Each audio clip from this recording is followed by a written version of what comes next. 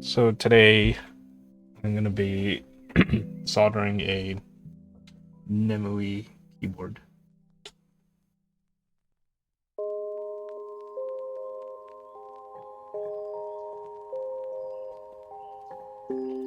So this is a commission build, and the person sent me some loop switches. These are just Gateron black inks. They sent me some stabilizers, so I won't be modding the stabilizers since that was their request. Yeah, so it's just switches. I haven't actually looked at this one, but the case looks really nice. So, these are the gaskets and feet. Here are the stabilizers. Oh, I should ask them if they wanted it like completely built. Because I was just going to solder the PCB. Oh, hey, Starfire Penguin. And then just make sure all the keys work. I don't know if they wanted to build it. I'll send them a message and ask them. Oh, no, Fang. No, Fang. No, don't eat the switches.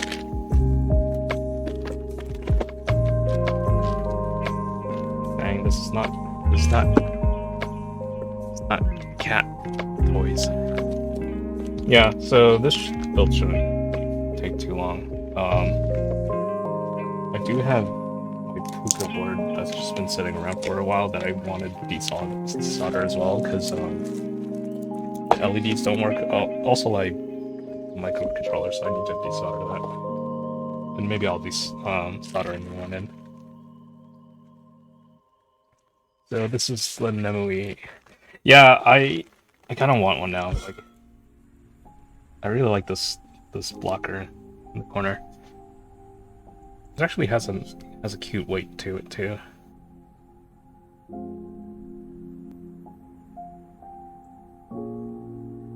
They sold out super fast. Yeah, they did. I skipped it because I was like, I have so many 65% already.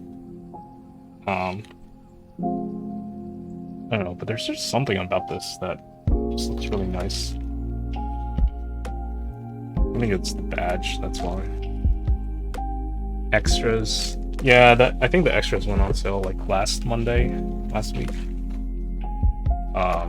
And it wasn't the board that I wanted, that I was like, I had to have, but like, seeing it up close makes me want to know. I guess I can say that about like any board though.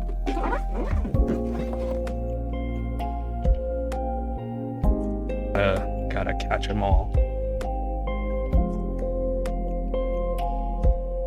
I'm still recovering from my cold, so like my voice is like still kind of hoarse.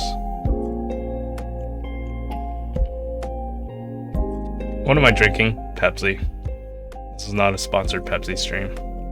It's Nitro Pepsi, because I had one last can in my fridge and I wanted to get rid of it, so I was like, I'm gonna drink this. I don't care if I have a cold.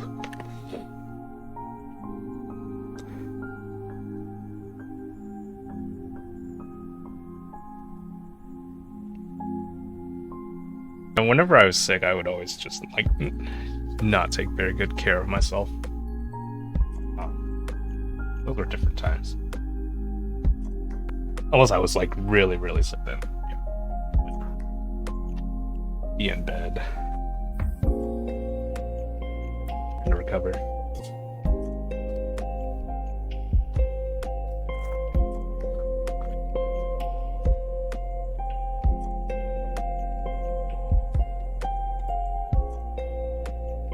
Is it an Asian thing? What, drinking Pepsi or or trying to do stuff while you're sick. I think it's maybe a partly an Asian thing. I think could also be partly cultural. Bad of taking yourself when sick. Oh, probably. Is it an Asian thing? I don't know. It probably is. Because it's like, I wonder if it's like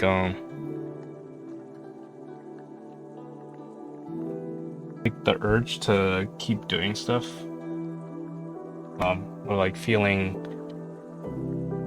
useless. For Vietnamese, it's Coca-Cola. Oh, I'm only drinking Pepsi because I saw Nitro Pepsi in the store and I was like, I want to try this. But don't normally drink soda. I have like one soda a year. That's usually at like barbecues or maybe at a restaurant if like water isn't available.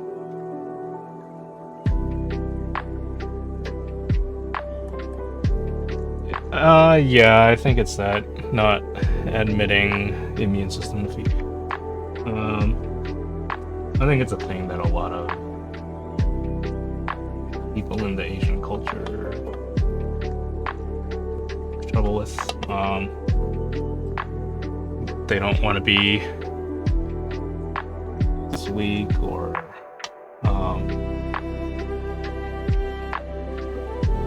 like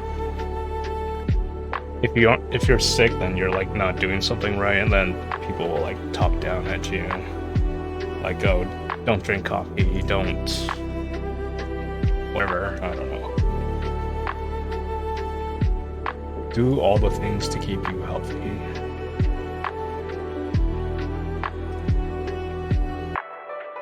I mean, the thing is, like, this is just a minor cold.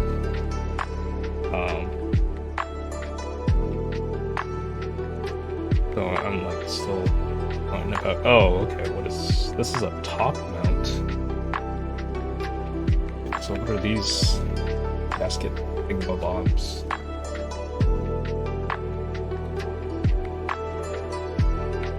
Oh, that's the bottom. Oh, those are not gaskets. That's the thing on the bag. Oh, okay.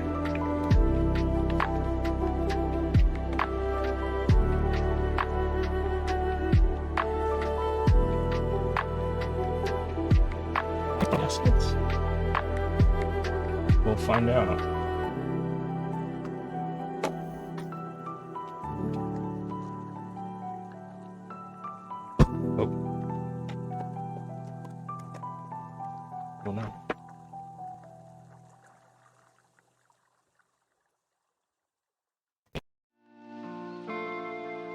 These are some huge screws for the weight. They're like normal size screws. I don't know what normal is, but screws you would like normally screw on through like furniture or something. Oh, Fang, hey. Hey.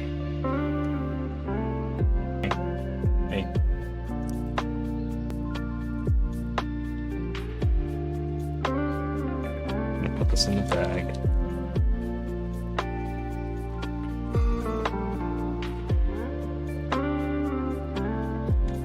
Oh, the other thing about like Asian culture is that they also tell you like a lot of superstitious kind of stuff.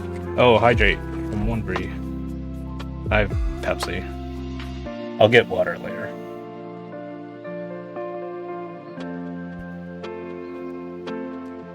Yeah, so like Asian cultures will tell you like superstitious things about what to do to stay healthy.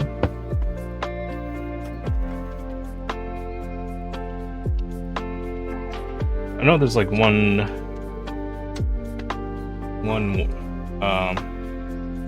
thing that's like don't run your fan at night if your hair is wet, otherwise like it's gonna cause the end of the world or something. Or like turning off your ignition at a red light will save gas. Just like very illogical kind of things that just really don't make sense if you understand how things work.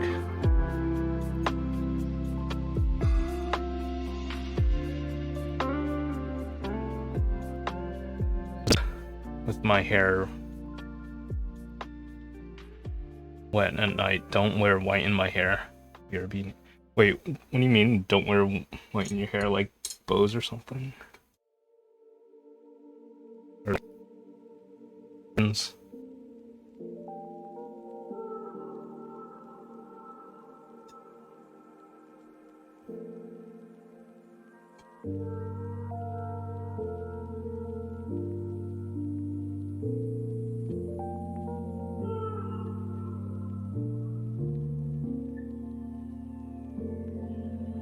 No, Fang. Hey. No. Hey. Fang, you can't be here right now. Too much stuff, okay?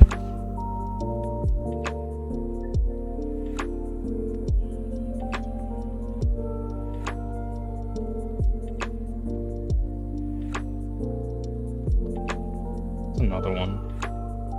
Oh, yeah, someone once told me, like, how you hold your chopsticks. How far down the chopsticks you hold them shows how close you are to your parents, which is really stupid.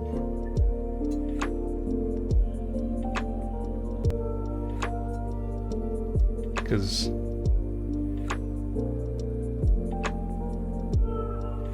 hold your chopsticks has to do with the leverage that you get from using the chopsticks and whether you can actually maintain your grip on the chopsticks. Lamau.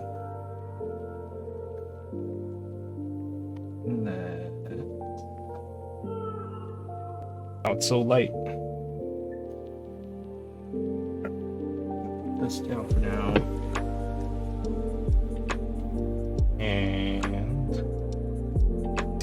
it's in the case.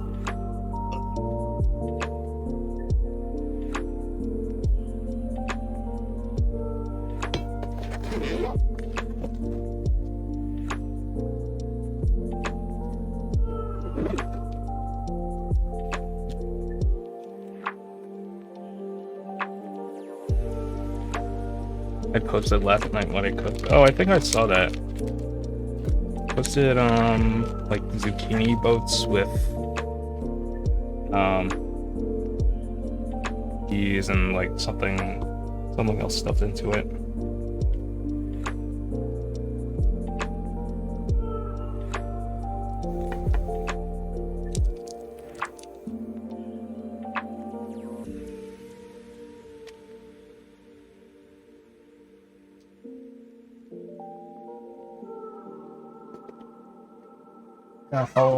How was that? It looks pretty good. Didn't seem that complicated to make.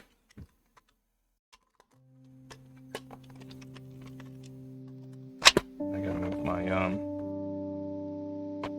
keyboard for a second.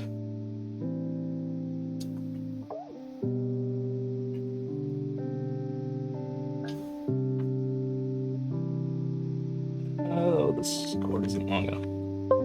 I just gotta send a quick message to someone.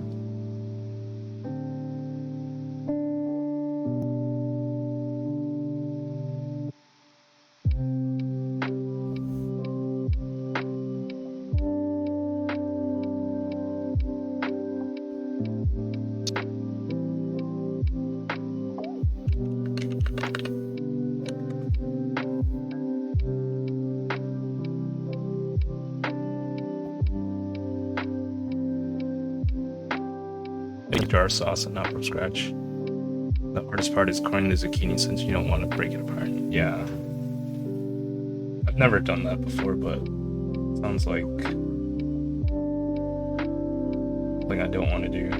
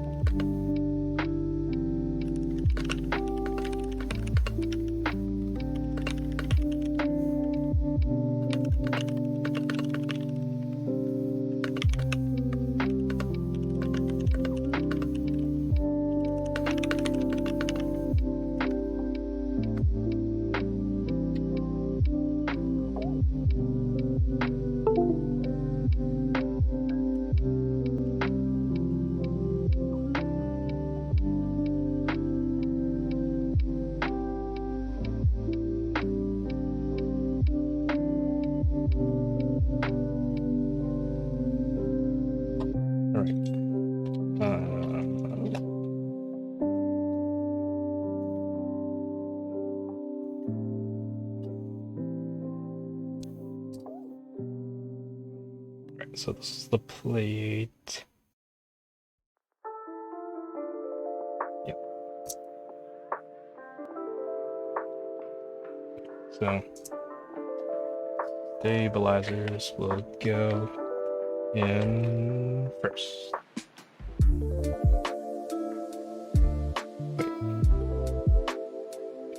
Do.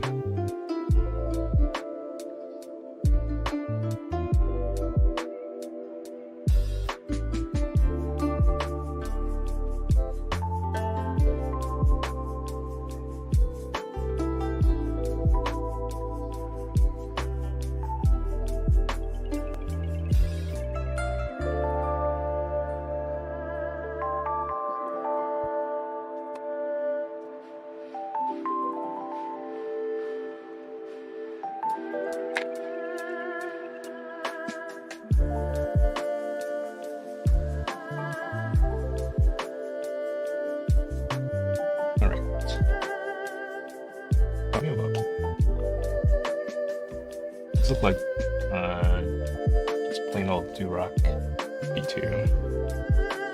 So mods, as the person requested, I gotta sort these out.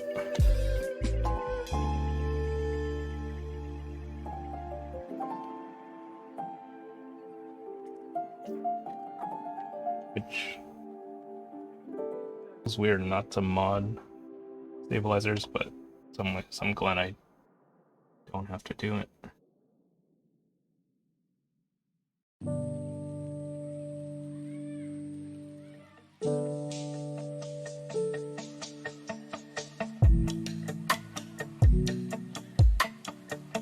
Now let me make sure that so this looks like a 6.25U. Yeah, there's no 7U. And this person wanted, yeah, okay, so that's gonna be a normal caps and regular backspace, no split backspace.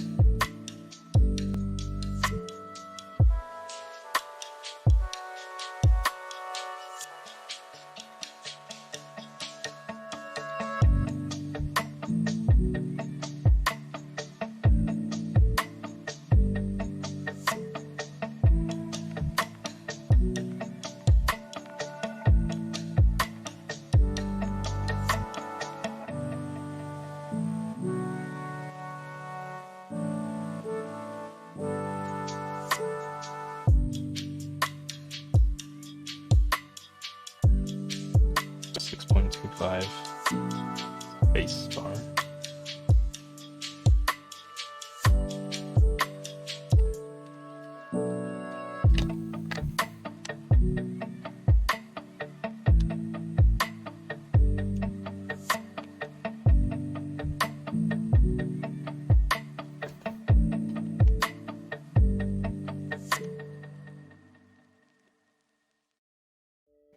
I need one for enter. This is for left shift.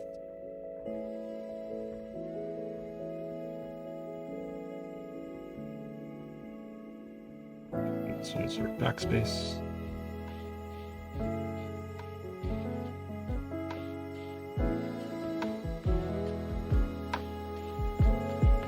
Yep. And right shift, I don't have any extras.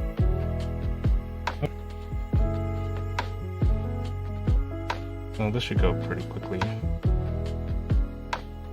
Stabs and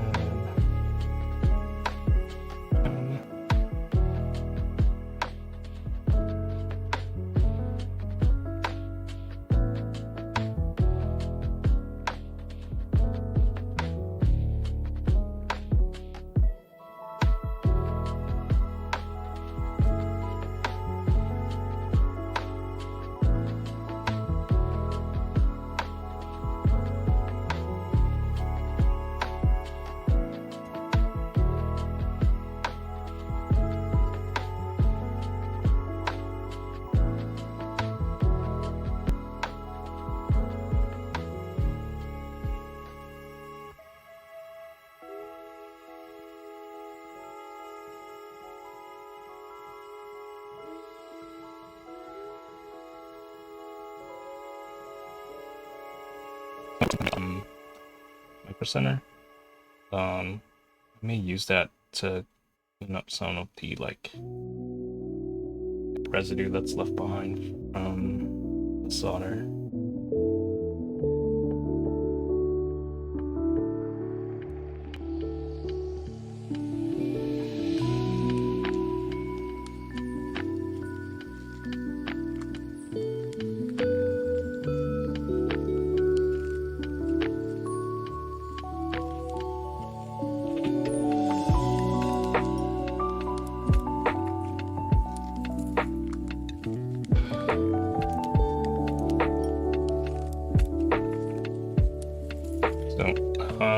I did get a shipping notification for the Scarlet TKL, and it should be arriving today. So that's gonna be a mission board I'm gonna be doing later.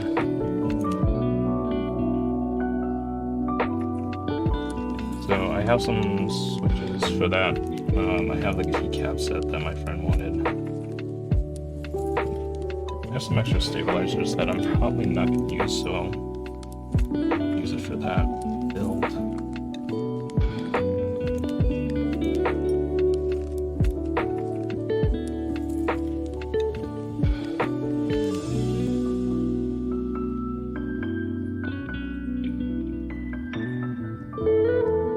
So this is an extra stabilizer set.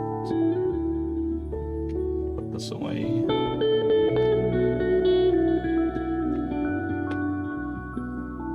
Some new wire is like too big for this bag. It's, like just kind of sticks out.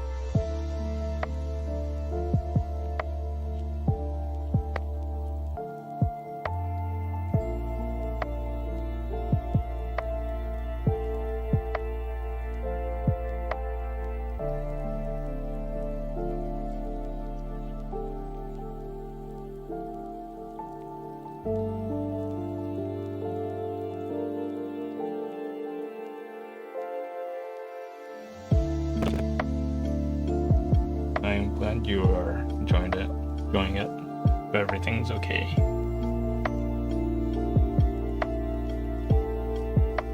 One, two, three, four. I need 4 sets of screws.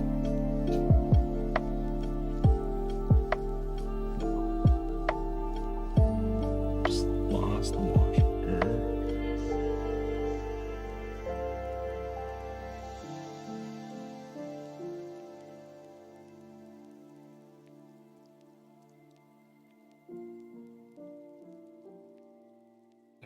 There's the washer.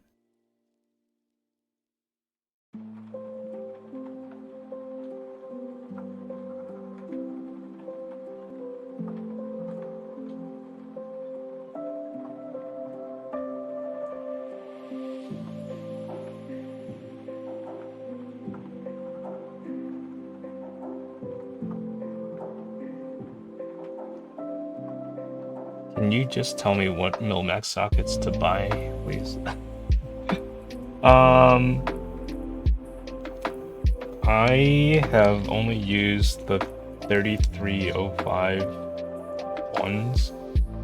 330501, I think, or it might be a -1.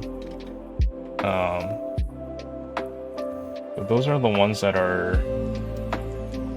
don't stick out further than the center column on the switch. I haven't tried those 7305s or the, was it 30305s? But if you get 3305s, there are two different kinds. One has a 0, the other one has a 1, and they indicate length, and one is just slightly shorter than the other.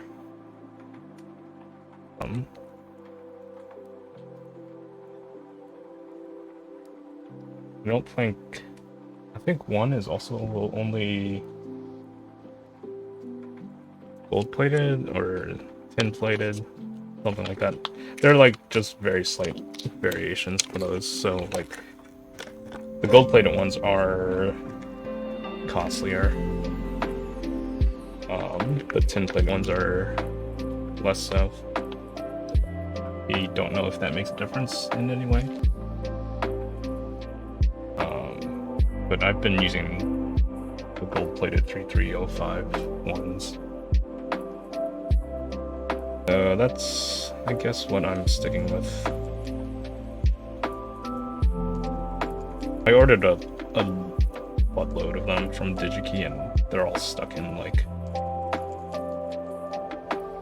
some USPS hub somewhere.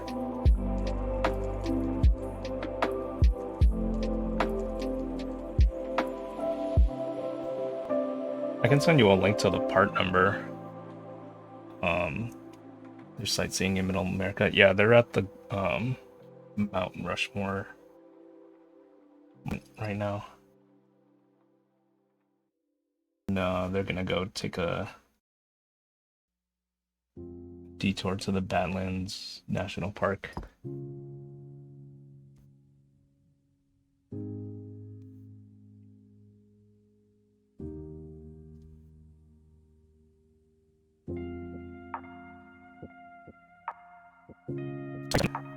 The chat history and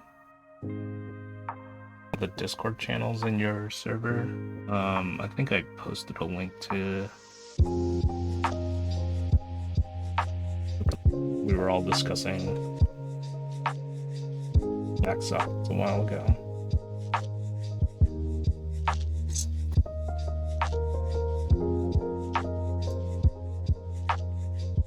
Did.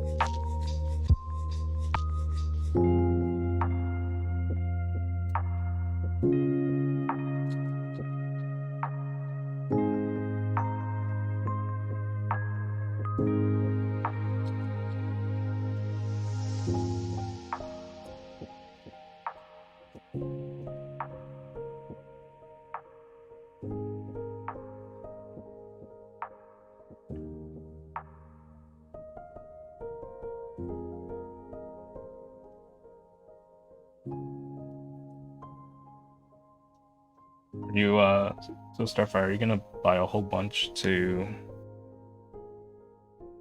sell as a vendor? Or are you gonna Milmax a board?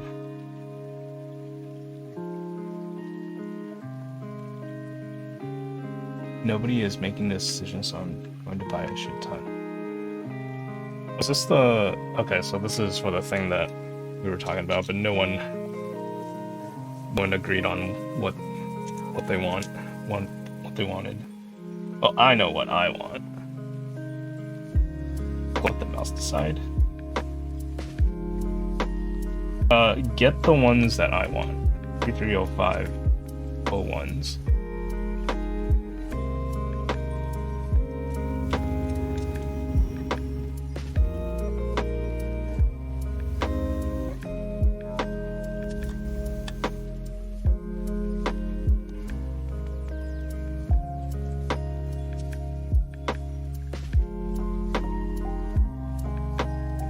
I definitely remember explicit. I probably said, like, get those ones, and then, like, no one else said anything.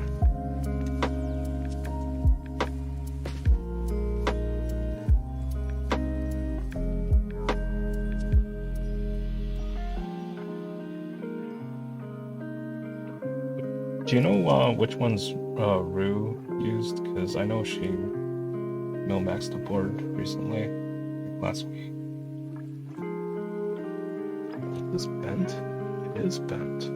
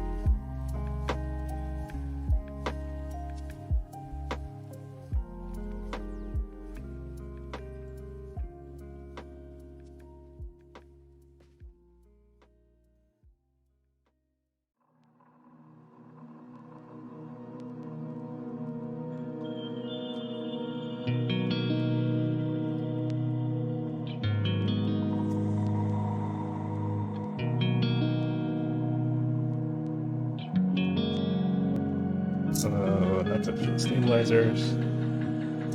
Now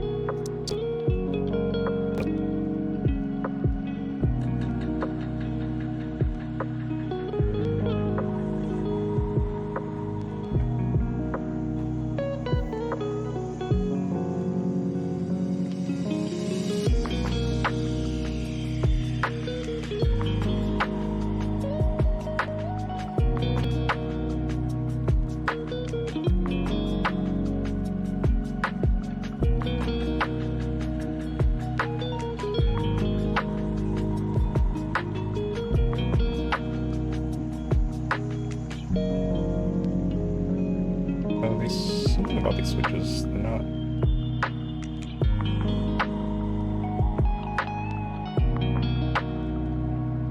Things seem a little loose, but the person who sent me this one's like fully closed.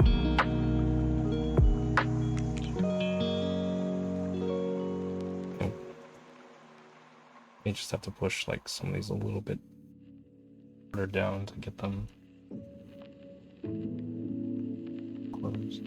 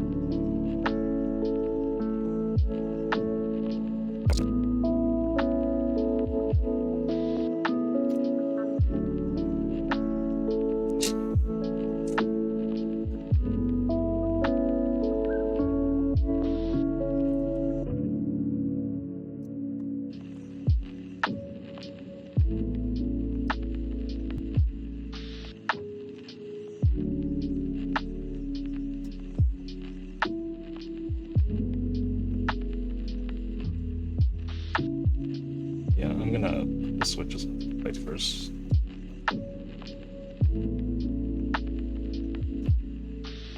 Otherwise, I'm not gonna go like fully into the plate.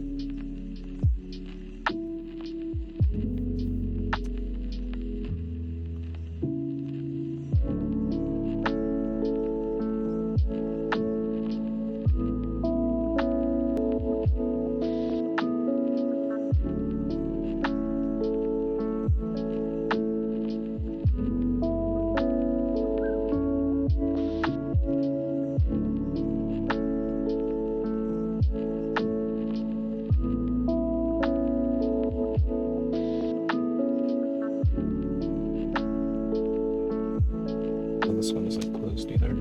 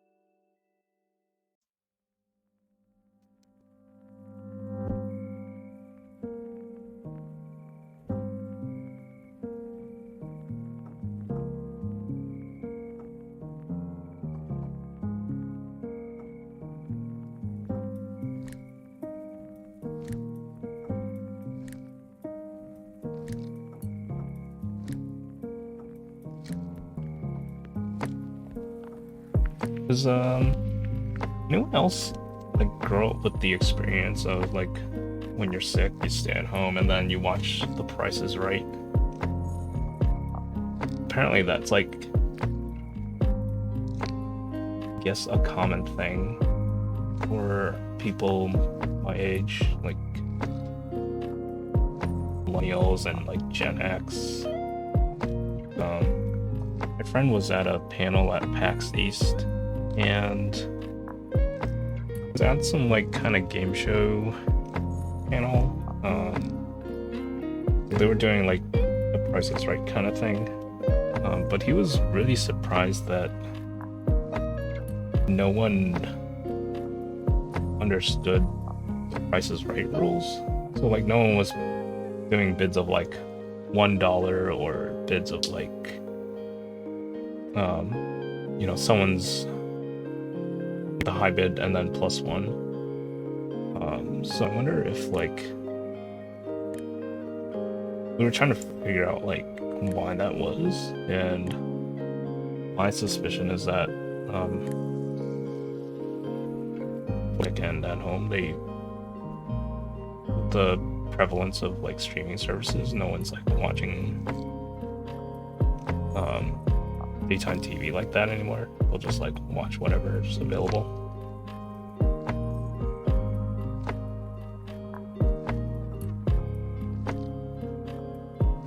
Could also be like The Price is Right has just like kind of fallen out of the style over the years.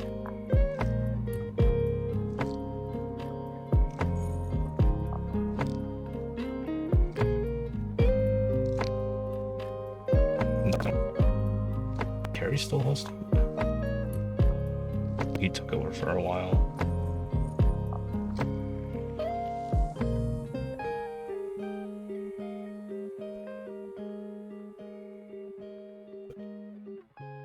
I wonder if it's also just like television culture in general has changed in terms of what people want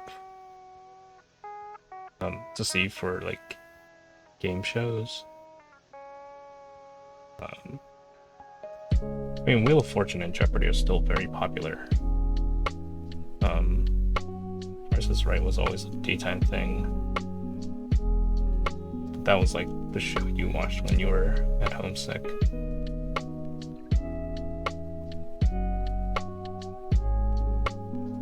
But no, there was a big shift towards like the reality TV shows, so that's like what a lot of the game show kind of things are like now, like The Amazing Race, Survivor, Chef. What are there other cooking shows you have?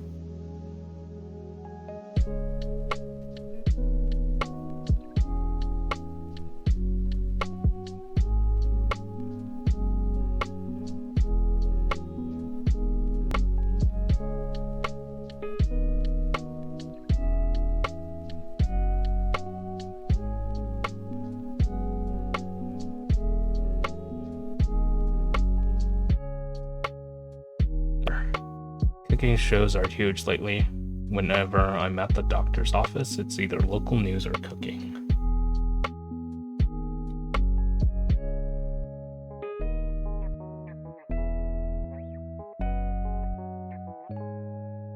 Yeah, cooking shows are pretty popular. They're very entertaining too.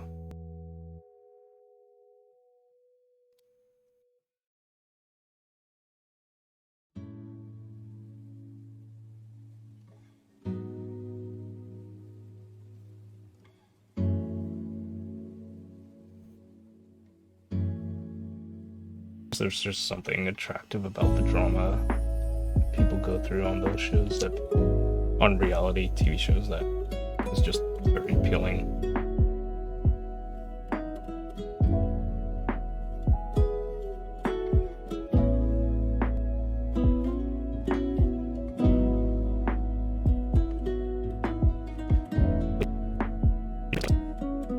There isn't any drama. Like, everyone's just very like supportive.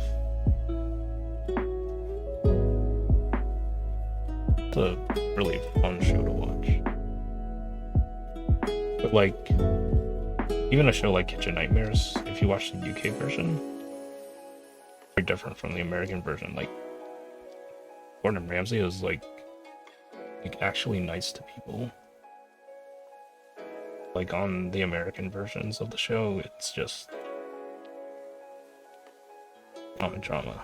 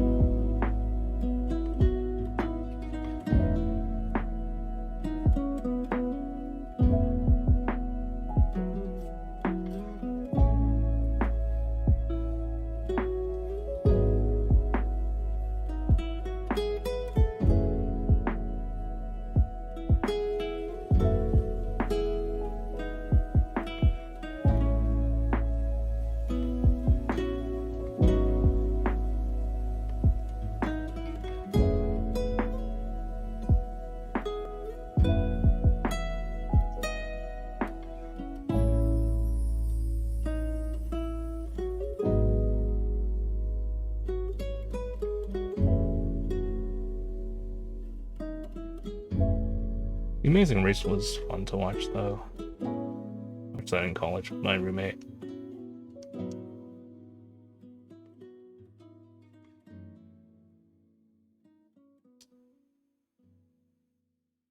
With someone I dated a long time ago who sent in a video submission for The Amazing Race.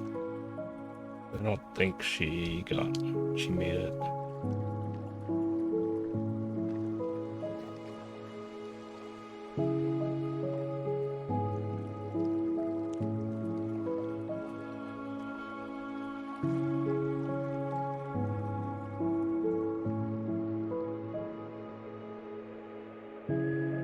I date. Is that supposed to be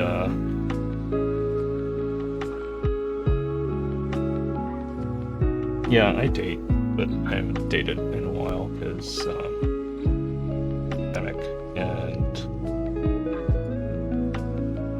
don't know if I want to date anymore because pandemic.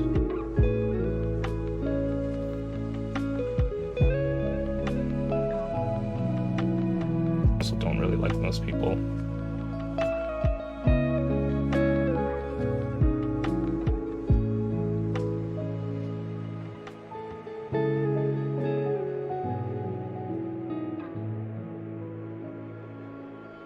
I think my anxiety would not allow me to date.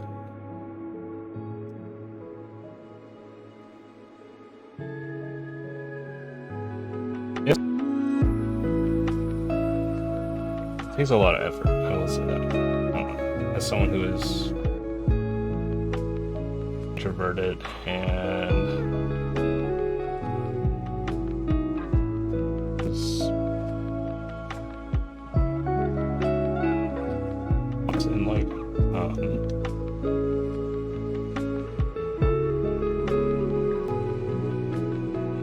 like I have in the past.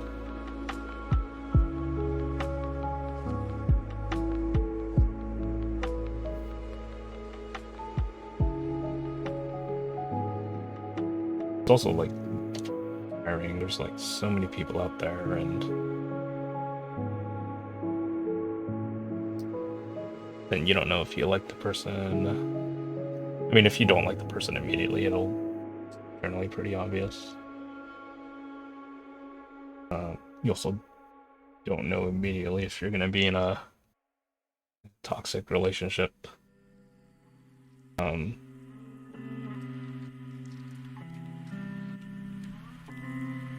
One that might be emotionally manipulative, which is weird when it happens to you. Like, you don't realize that's happening until you like take a step back and you're like, whoa. It's like the thing that's like sort of obvious if it's happening to someone else, but if it happens to you, it's not. It like really sneaks up on you.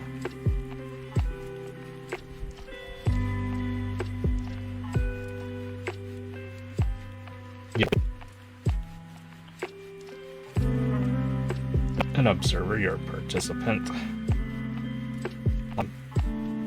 Also, if you're like, at least in my case, when I was like too naive to realize it, until like, not really a breaking point, but there was like something that just felt very unsettling to me. Then I was like, wait a minute, what is going on here?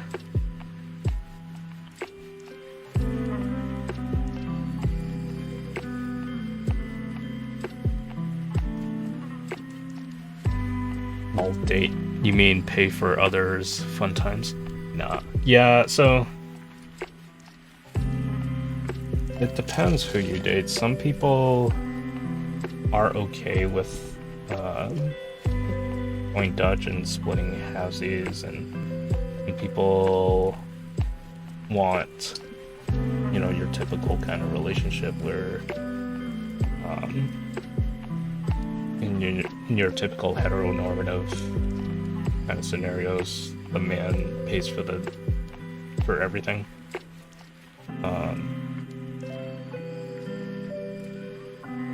It's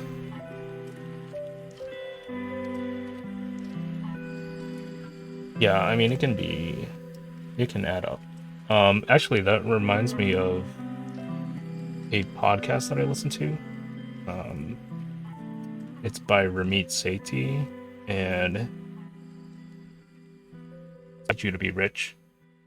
Yeah, it's pretty stupid that people follow those gender norms. A lot of it has to do with the background and upbringing and what they were exposed to.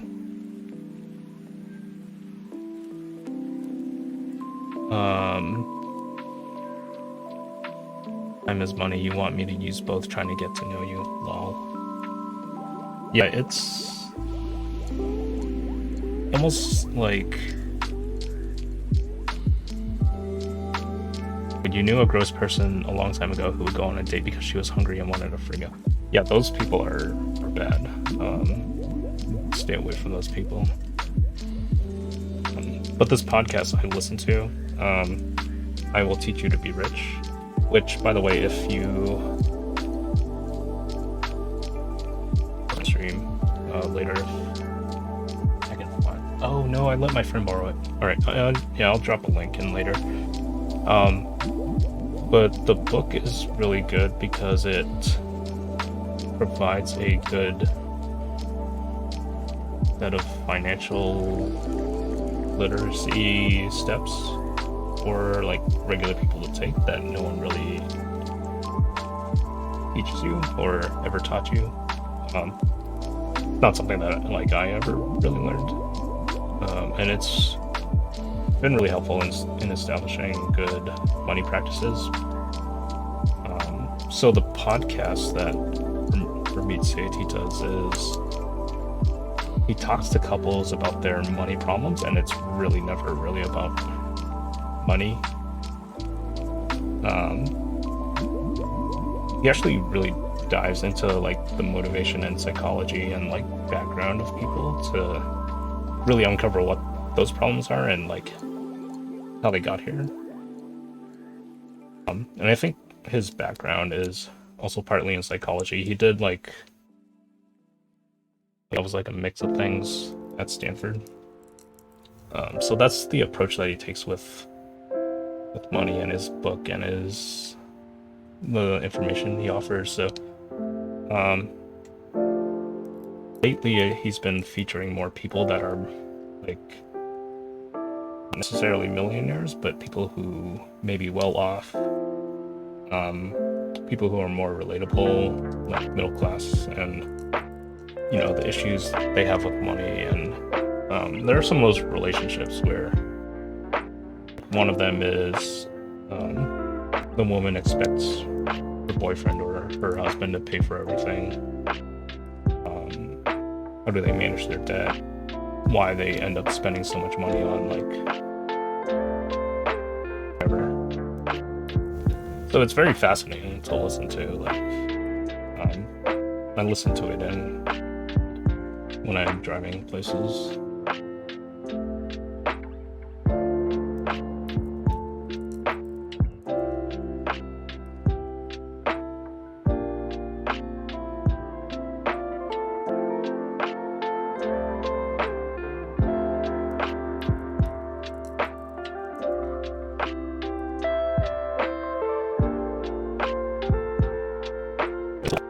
When he needs to provide like how like a couple might want to do it, but that's really up to the couple on what they want to do with their money. Some people may do it like proportionally, some people may do half proportional to each person's income. Thing that he talks about is like when they do vacations. He likes to stay in luxury hotels, and I think maybe his wife doesn't always want to stay in luxury hotels because like sometimes you can get away with like something cheaper that's whatever, you know, maybe doesn't have the best amenities. So they like bring it up, they talk it out. I think what they do is like either go proportionally in on the hotel or they like split it evenly, but if there's like additional bonuses, then they'll pay like, or I think Ramit pays the difference because since he has more income, the extra difference for like a nicer hotel. So I mean that's just like one system that you can use to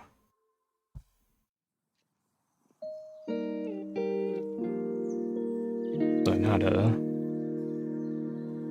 find those incomes. Like when you're dating,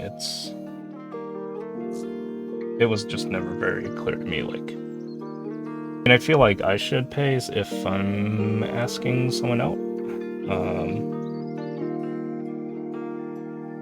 Some people have offered to like go halvesies, and which is nice. I mean, nice that they offer. I don't know if some people expect me to pay for everything or not. I'm also just really bad at reading people. I mean, I suppose I could ask, but I know on that podcast, like, it was one couple and the woman in the relationship said, like, that her boyfriend or her partner was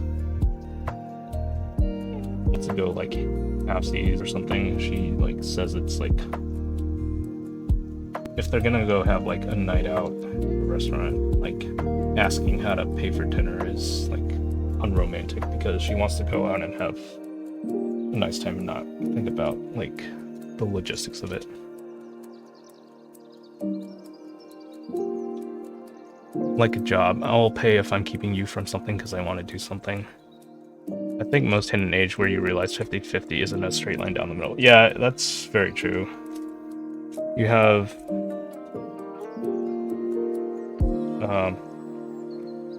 very huge income disparities. 50-50. It's just not a straight line down the middle, basically. It isn't so simple like that.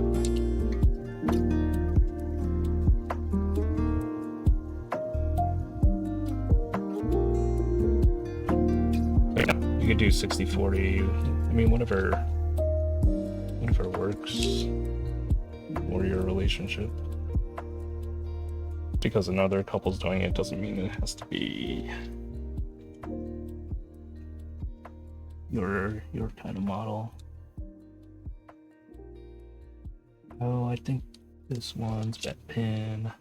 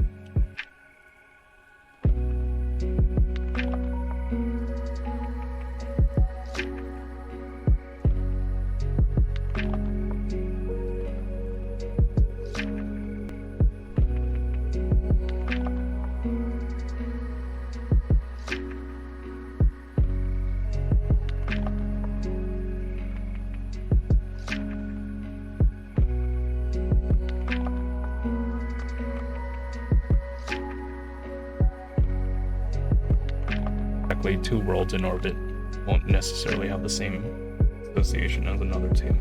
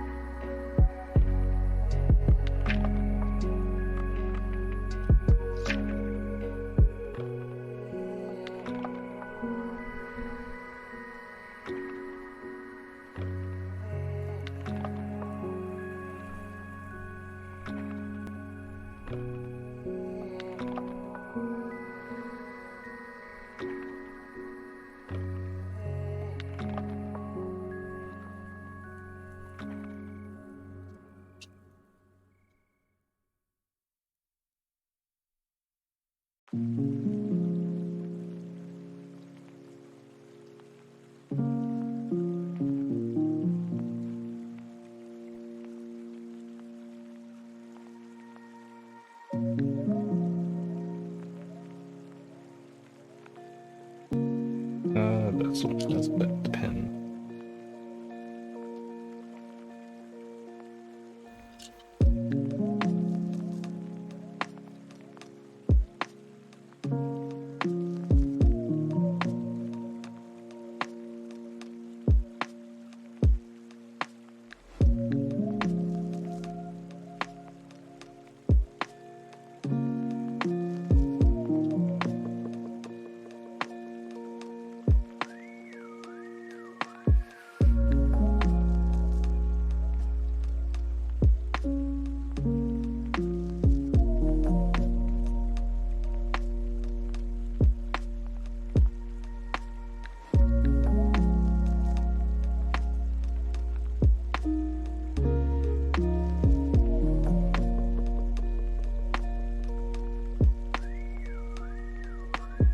Trying to make sure all the switches are like done quality.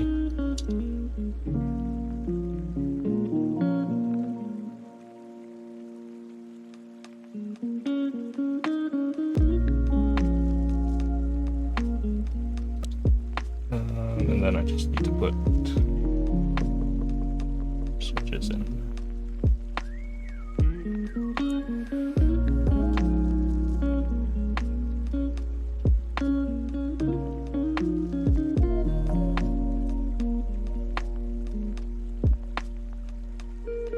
I think I bent this pen again.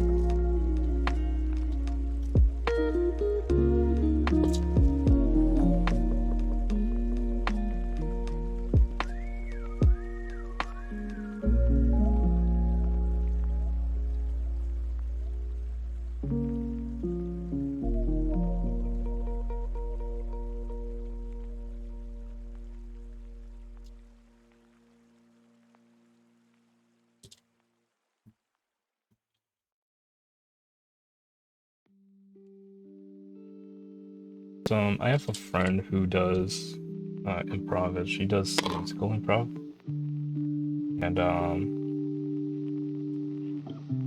She and one of her colleagues, I don't know if they're still doing this, but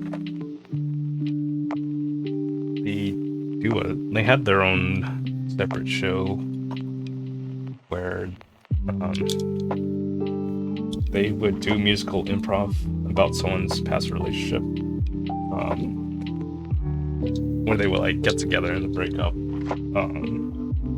So they would bring up someone from the audience, interview them about how they dated, like what was their first date, how did it go down, how they broke up, what happened, that kind of thing, and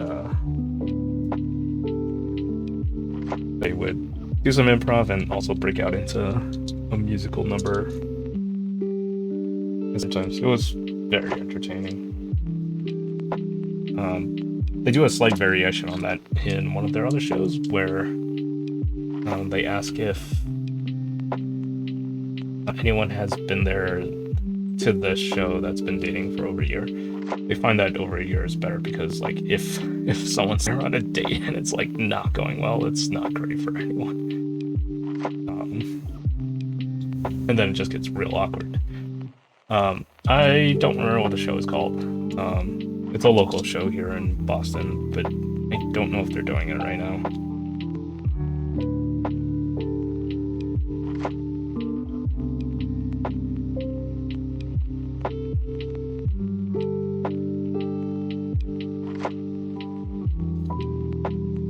I think this kind of pip is just like curled in.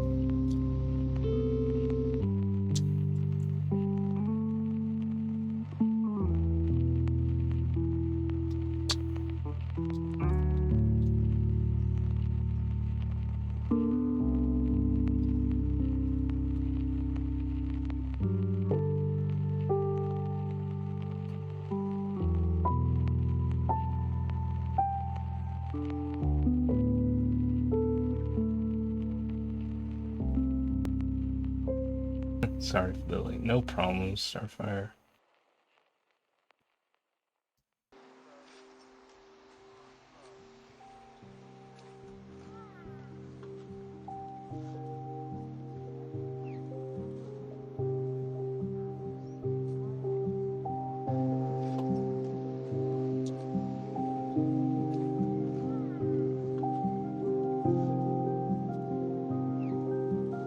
You lube and go to put which together. Press down on stem when placing top back on. Oh, so when you mean when you take apart a switch and you put it back together? Well, I need to like do this because I don't remember. You press down on the stem when placing the top back on. I don't think I do. Because that compresses the spring. So if I had a switch like this and I took it apart. And hold on. What I usually do is I put the top on. And so it'll be sitting in my lube station, so I'll like grasp like the front and the back, and I'll push it like right down so all the pins, all the little things on the side will spawn. Because that's the part you really want to connect, because pressing down on the stem doesn't help close it. It's really the sides that you want to push down so it latches all together. You probably should press down on the stem, because if your stem's not the right way, it's not gonna move. And you'll know, because if it's not the right way, the spring won't compress. And then if you press it too hard, like I have in the past, then you'll probably break the leaf. Not break it, but like bend it to a point where it's like your linear feels like a tactile. probably still works, but like, it's not great when that happens.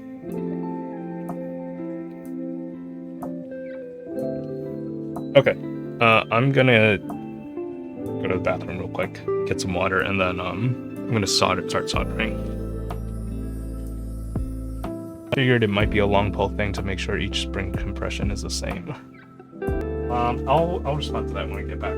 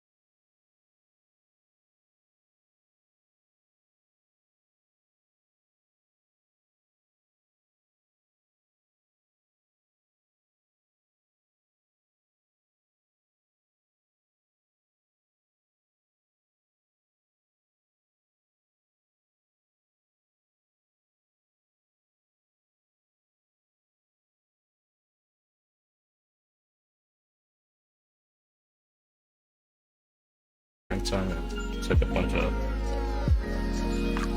photos of whatever springtime flowers and whatever animals.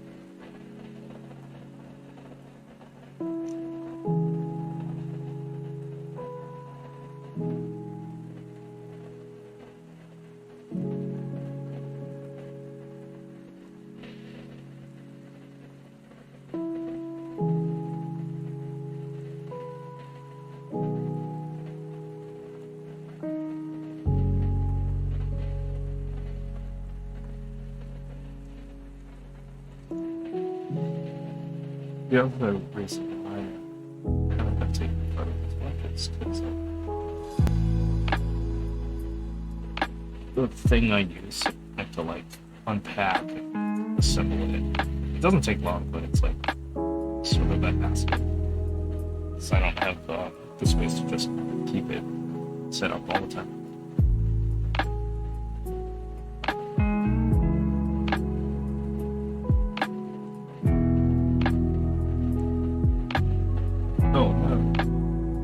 There's a bent pin there.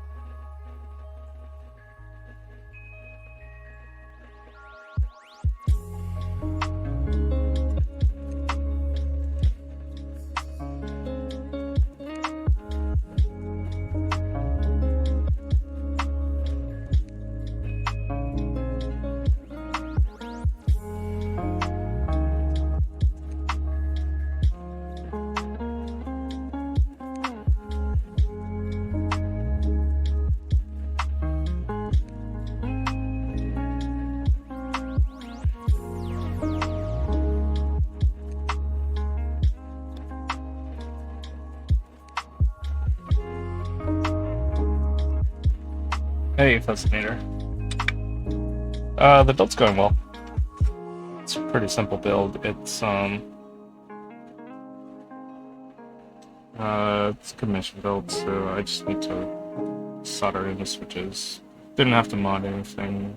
No stabs, no foam, or no mods to the stabs. No foams included with this board, and it's just a top mount. It's a pretty simple build. So I'll leave fully assembling and everything after I'm done soldering.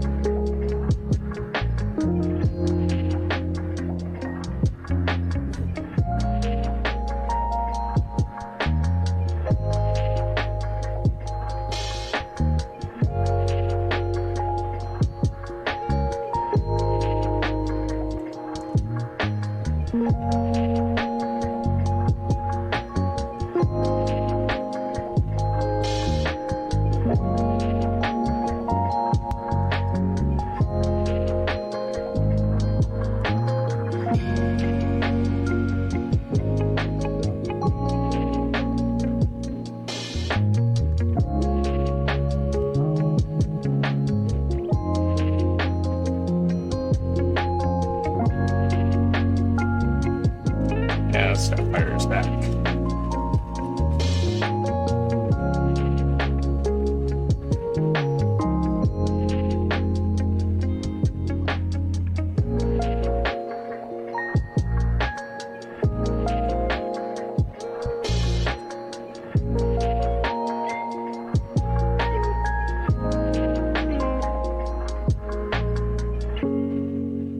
Oh wait, Puzzlenator, you were streaming last night, right?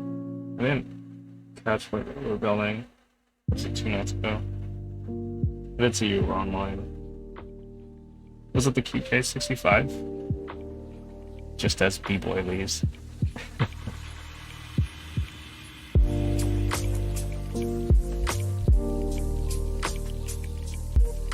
QK65, nice.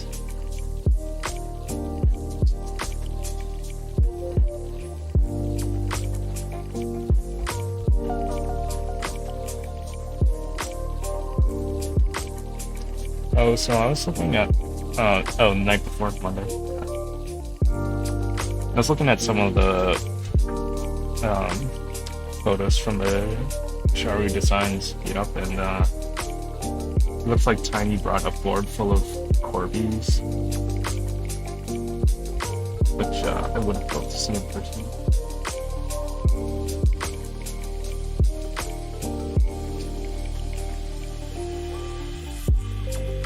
No, Tiny was at New York Comic Con in 2019, and she was tabling with one of the keyboards, and they're usually at New York Comic Con every year, and this was before I walked into that hobby, but I definitely remember walking by that table, and don't remember what I saw there, but I'm pretty sure I saw her, but it was just kind of like a blip on my radar because I wasn't into keyboards back then. But New York Comic Con's a lot of fun.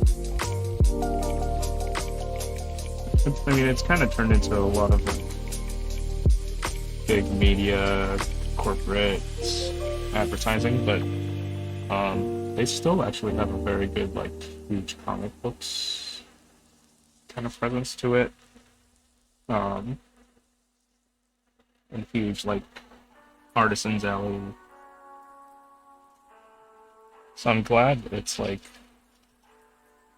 it's still kind of true to its roots, even though it's, like, so huge. But it's, like, it's a really fun convention to go to. Tiny got me into artisans, of course, so her artisans were some of my very first one. Oh, nice.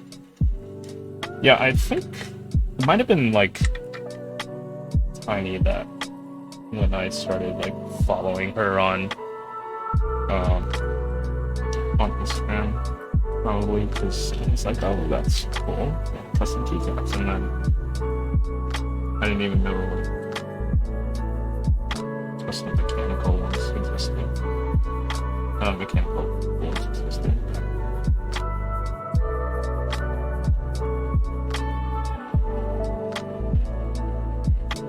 Yeah, I chilled in her streams a lot when I first looked up. Yeah, I usually chill in her streams too.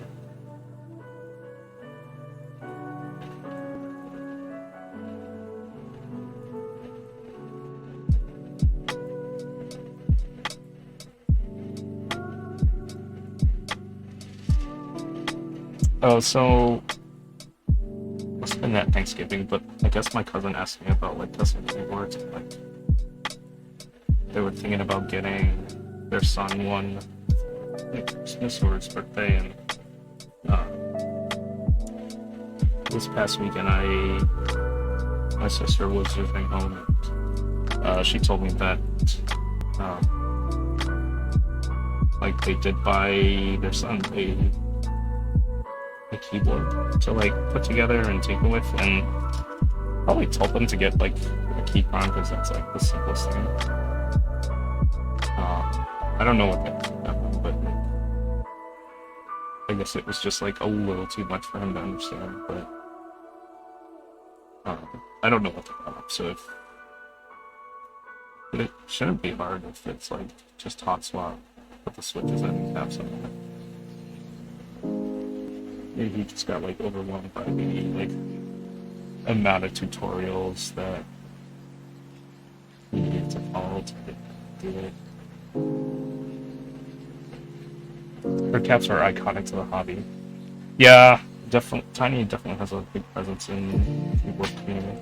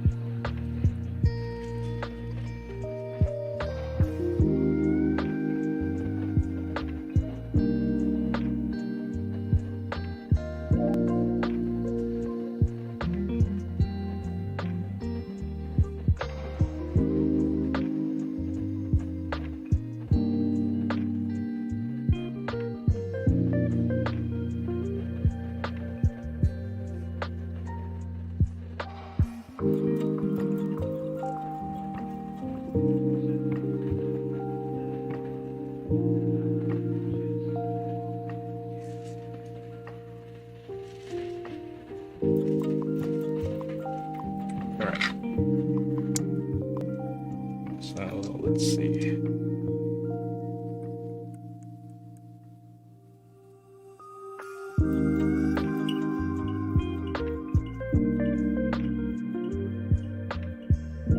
Maybe a little too much solder on this one, but it's gonna be a problem.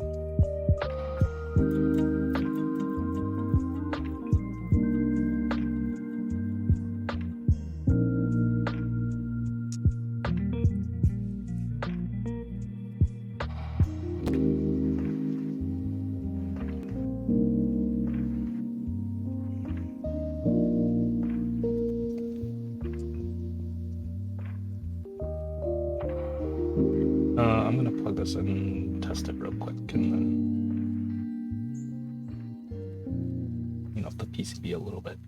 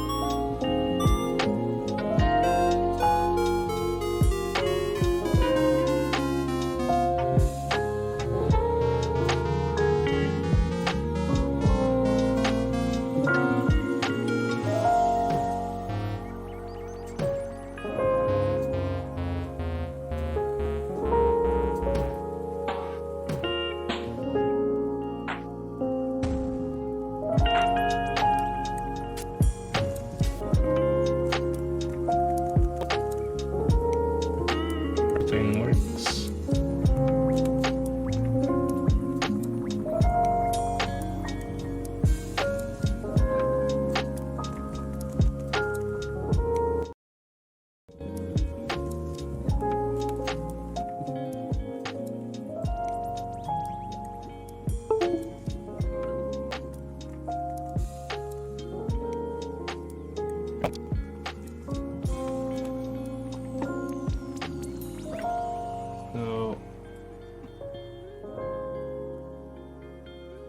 Isopropyl alcohol. This is 99%. So I got it in Micro Center.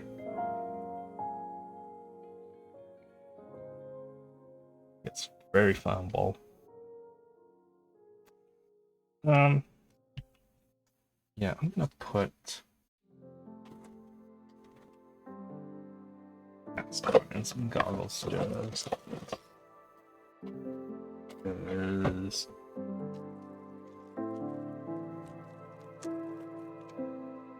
I don't think you should get 99% isopropyl alcohol anywhere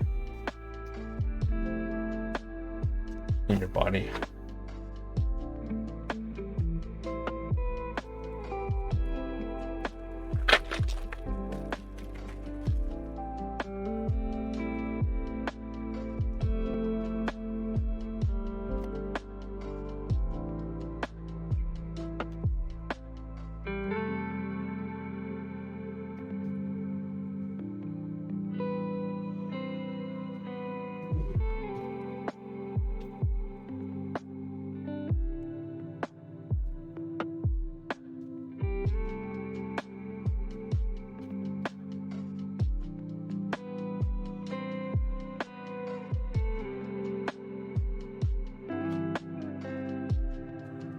So I don't actually have any brushes or like swabs to use with this. So what I do have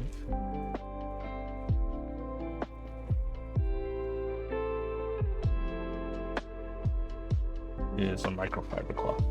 I'm gonna see if that works for just like cleaning the crud off of this board.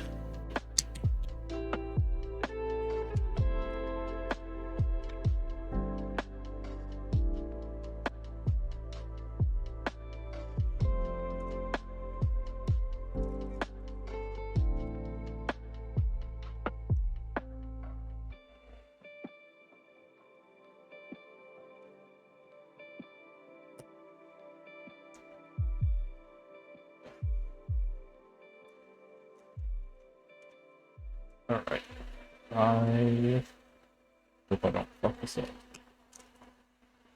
And by which I mean I accidentally spill it all over. I can't even see it because this bottle is so dark. Alright. Maybe I should do this. Put it in the... or pour it in a cap. And then just like dip it.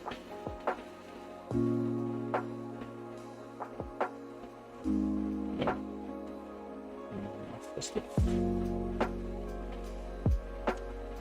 A brush would just like really help us out because it's kind of tough getting. It's not tough getting your fingers on top of stuff, but it's like with all the amount of little things on the PCB, it's like hard to get into the nooks and cranny when you don't have like a small instrument. I guess I could use like, I don't know, tweezers or a screwdriver, ball it up on the end of ball this microfiber cloth on the end of it. And I'll like scrub it around.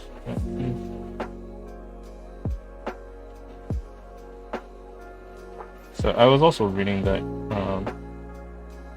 once you clean off the residue, you can also use distilled water to rinse it off, but I don't have any distilled water. Oh my god, I spilled it. Okay. Let that evaporate. Don't breathe it out.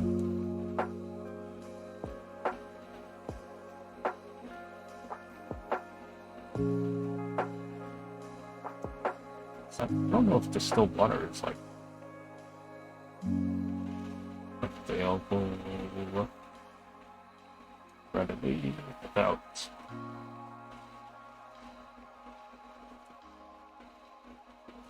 I don't know. Because it's like the kind of thing that's used in like lab stuff and not the kind of thing that's going to be sold in a store because you definitely don't want to drink that. Definitely.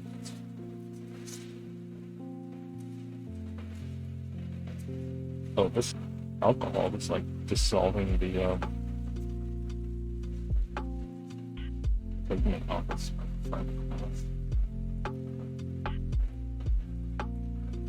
But not like, not completely so.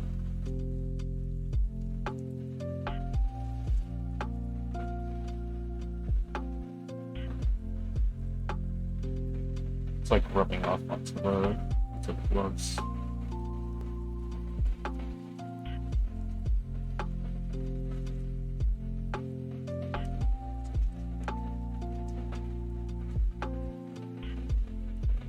I also don't want to just like pour all the alcohol like straight on, but it seems kind of like it's. If I could find like one of those like squirty nozzle kind of things, so you can just like squeeze like drops. That would be helpful. I don't know where to get those sort of things. Probably from like lab equipment sites.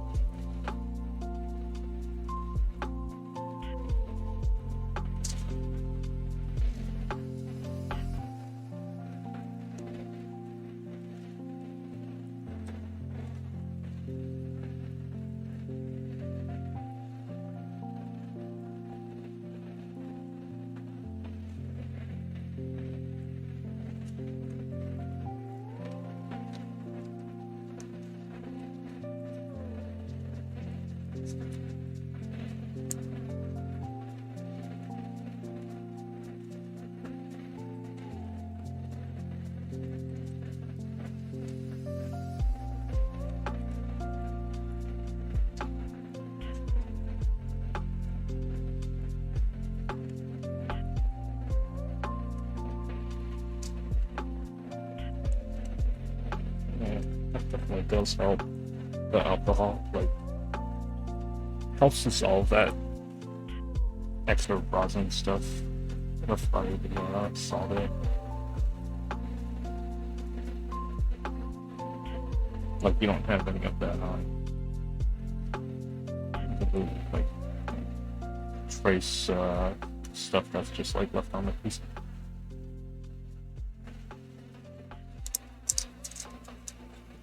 I really want to get rid of these like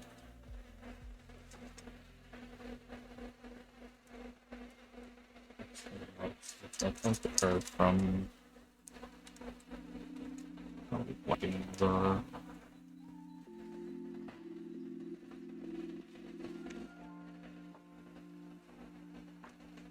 glass in there. The alcohol will dissolve the rosin, from what I've read.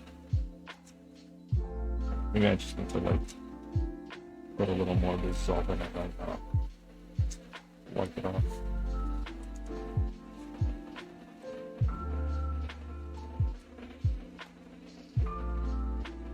Yeah, so like this cloth is rubbing its pigment off on my gloves. The alcohol.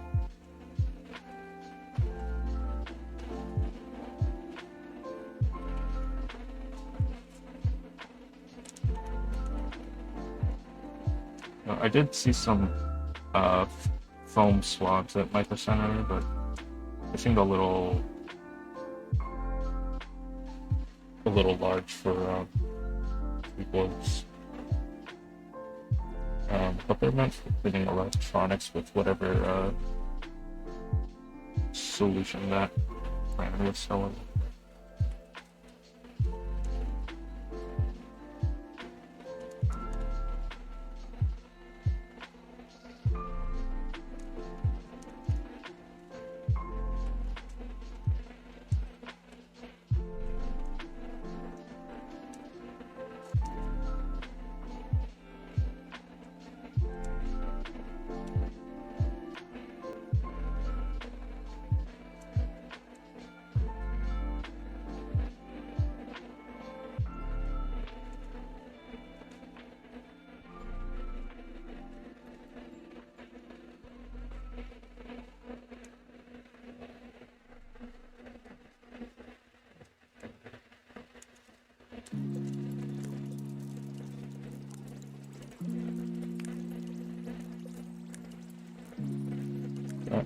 I mean, in lieu of the swabs, like a fiber cloth seems to be working this fine.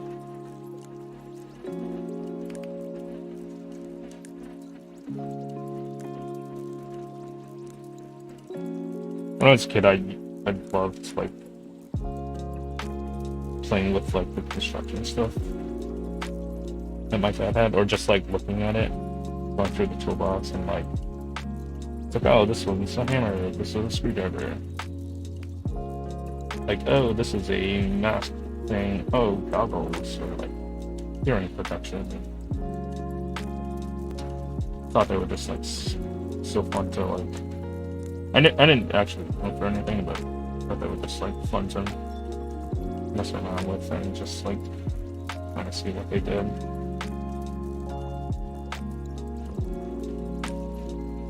Measuring tapes, yeah.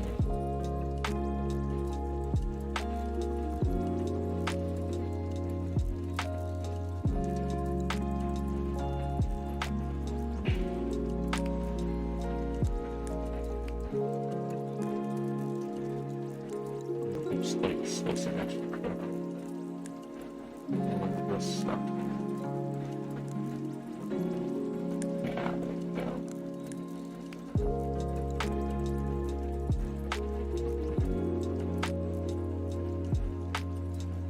The thing about these goggles is that like they fog up so fast.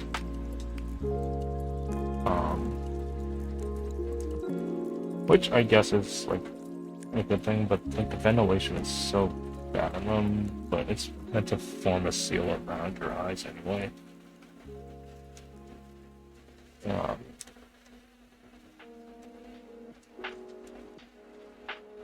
Like I know people who have back in college who went skiing with using lab goggles as ski goggles, and that works fine. As long as it kept the wind, snow out of your face, out of your eyes.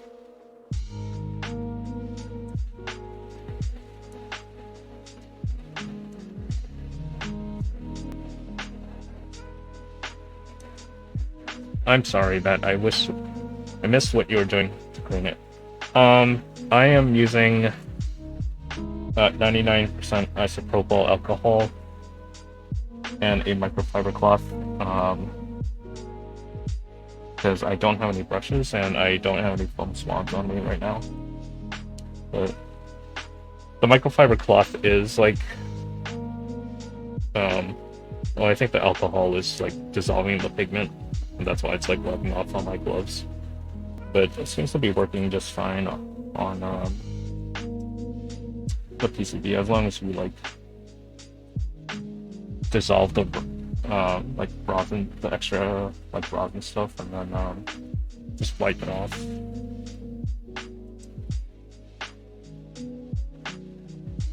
But, yeah, I mean, I was just trying to get rid of like those weird streaks or residues from the thing where you put the solder on it, it leaves like that trace of burn stuff. Hey, Mad Asian. Hope you're doing well. I just survived a 2-hour meeting where execs were yapping, and I had a big enough shovel for it. Nice.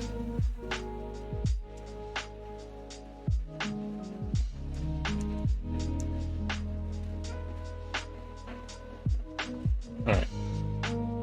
So, I think that's probably as good as it will get.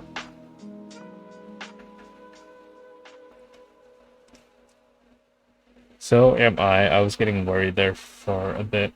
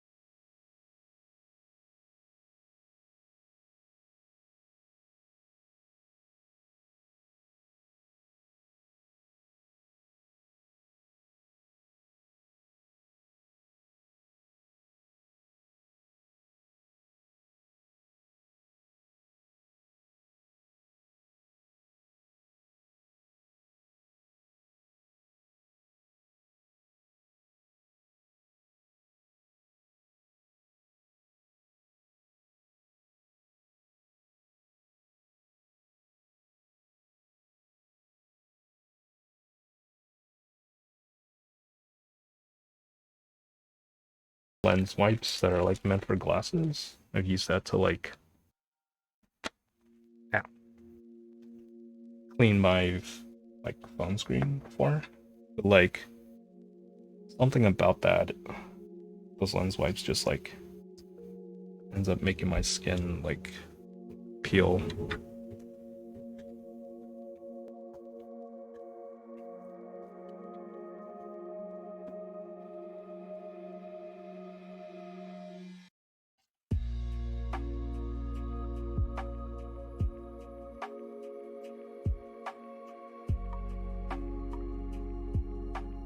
Just removing like the larger pieces of hair from this, because there's like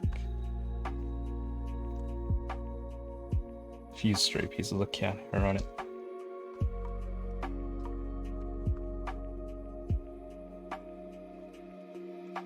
But I am getting some brushes that will be getting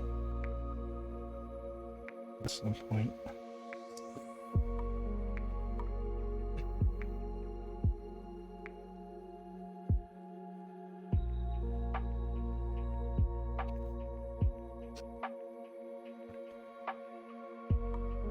Now to assemble the final thing.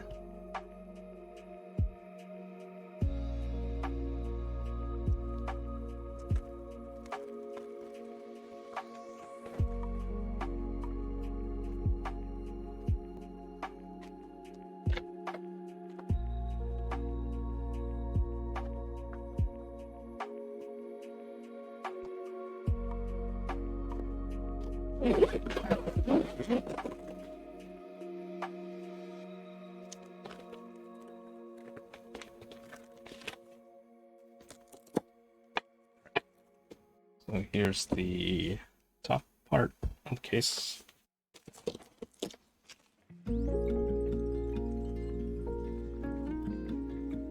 And then we also have the bottom part.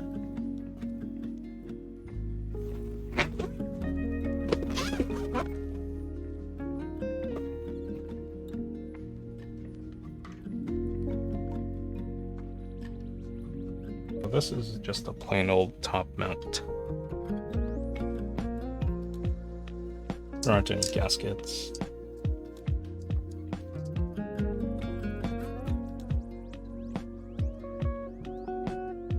And yeah, the badge goes in the upper right.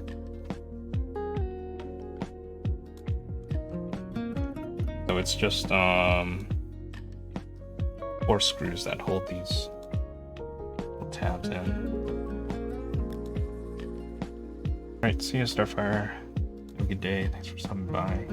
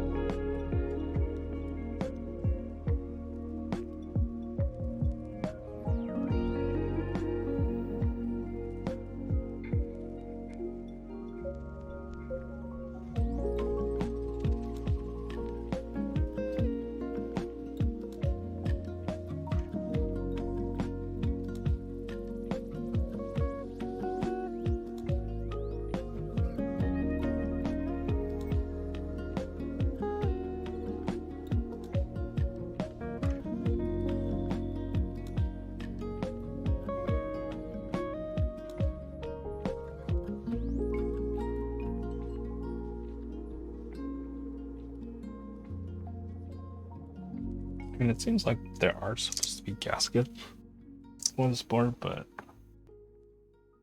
aren't. It's just plain old top mount.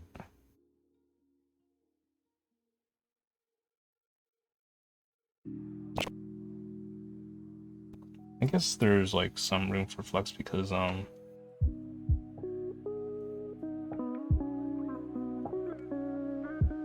the way these screws go in, there's like a little line that goes here and then a semicircle and then it continues, so it kind of like can flex a little bit, but this is brass running. This is brass, so it's gonna be stiff anyway. How's the chocolate hunt going? Yeah, I haven't looked since that other place rejected me. I don't think I'll be doing keyboard stuff full time. But, I'm probably gonna look for like another tech job and maybe do something food related.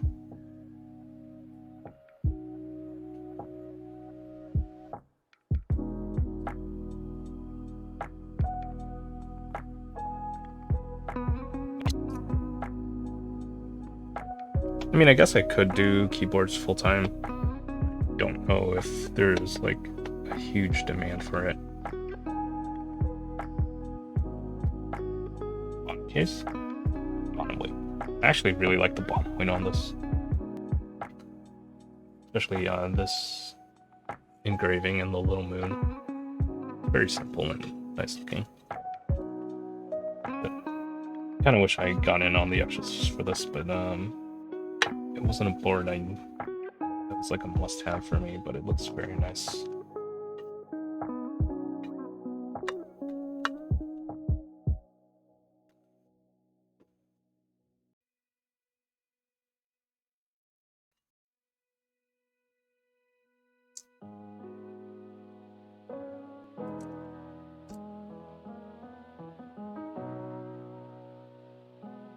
Wait a minute, yeah.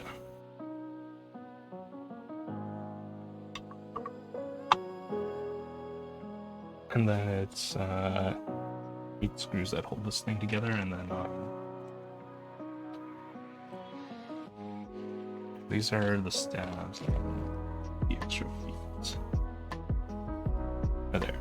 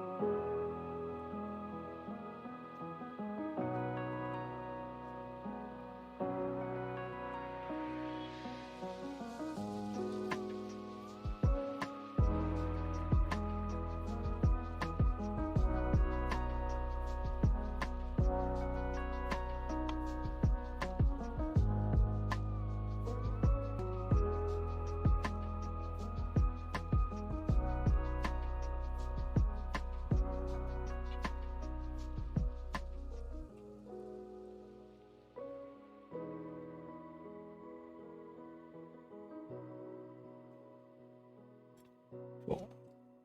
All right. Weren't any switches sent, which makes sense because this person just wanted me to solder it. But I'm gonna grab an extra set that I have lying around and just try it out.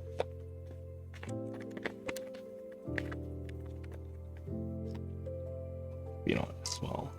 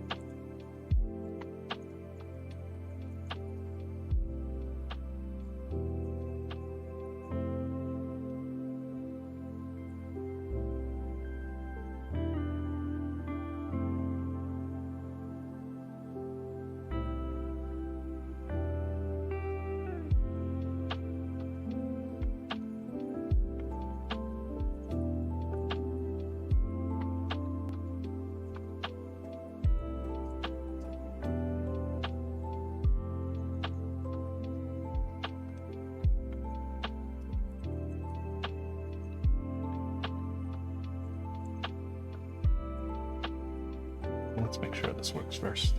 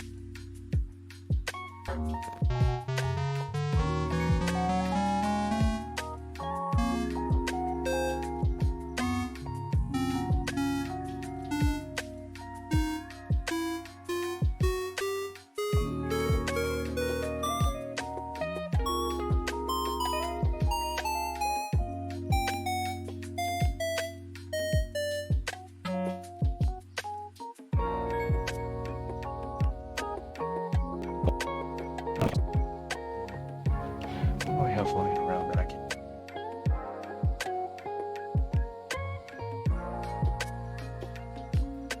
There is not really anything next to me. Okay, give me a second. I'll be right back.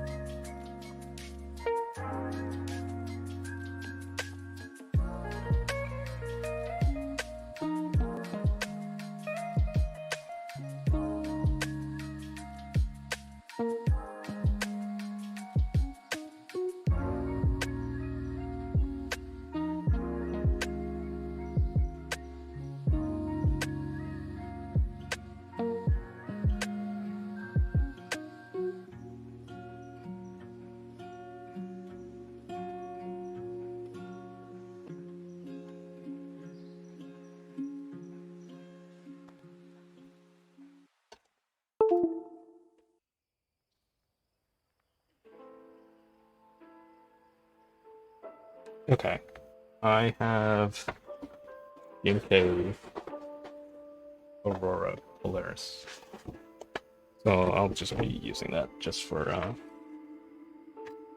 just typing on it real quick and make sure it works. Oh, I forgot to take pictures of the board. The soldered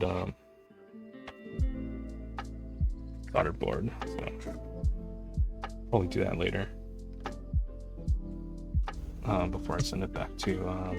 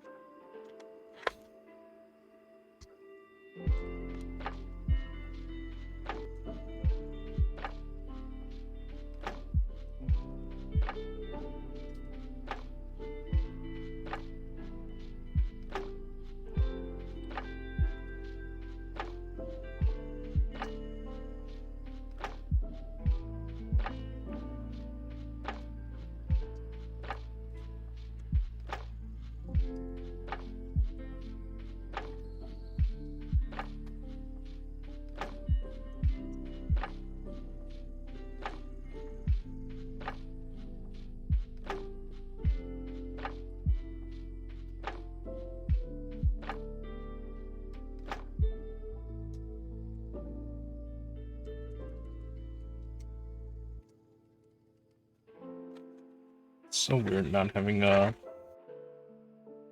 stabs because it just sounds so rattly.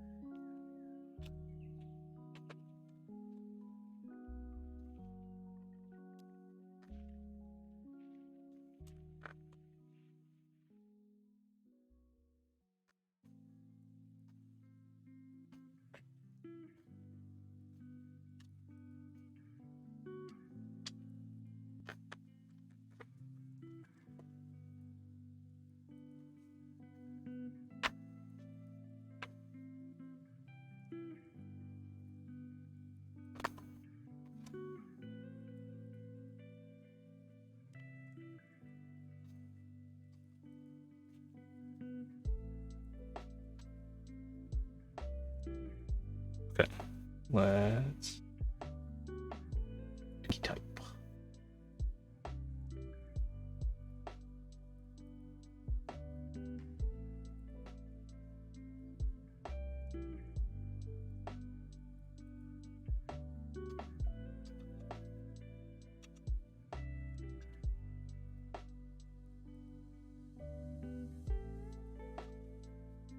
Oh, it's not plugged in. Duh.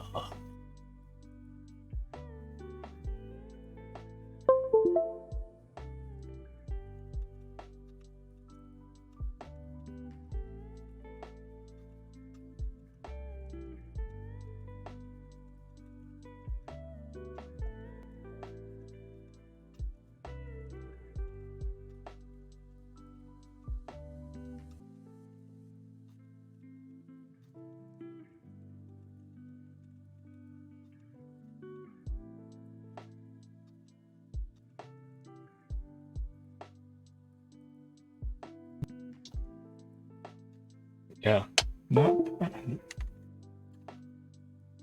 feels nice, but just really surprised that this person didn't want those stabs on it, but that's fine. That's their choice. I mean, there's nothing stopping them from modding it when they get it back. Spacebar is so rattly though. Yeah, these are Gateron Silent Black ink. They feel nice. They don't feel too mushy either.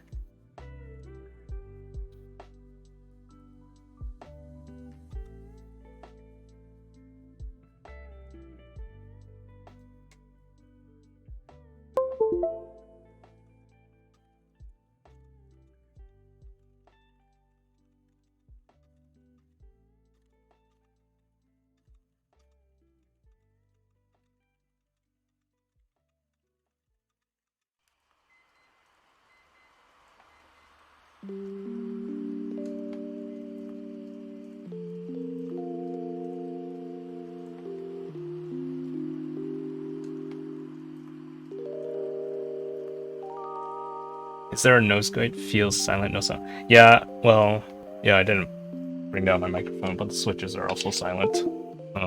They're Gateron black ink silent ones. But yeah, no problem. I didn't specify, so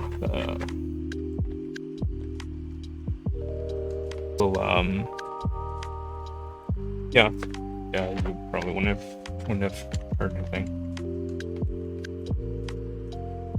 Like you can hear it bottom out, but it's like a muted bottom out. I actually kind of like. So it's on a brass plate.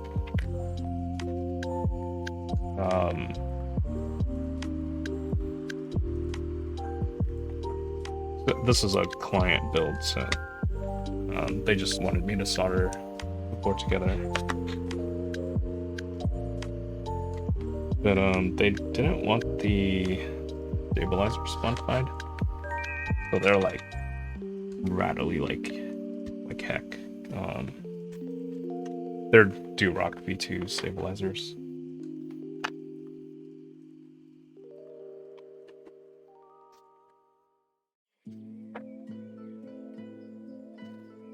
So,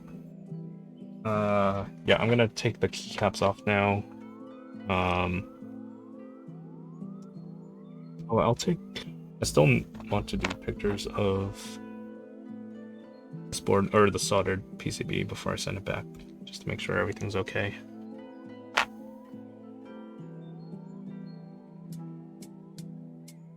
Then I'll probably desolder my macro pad, which I've been putting off for a while because kind of pain in the butt. It's the Puka macro pad, which has an OLED and LEDs, and I messed up the LEDs, but I also messed up the microcontroller, so I need to disassemble that.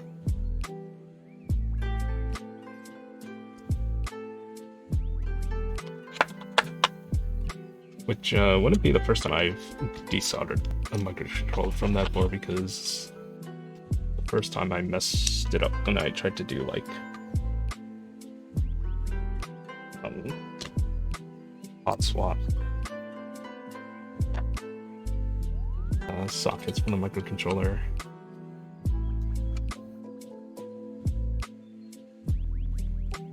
Which I really don't need, because like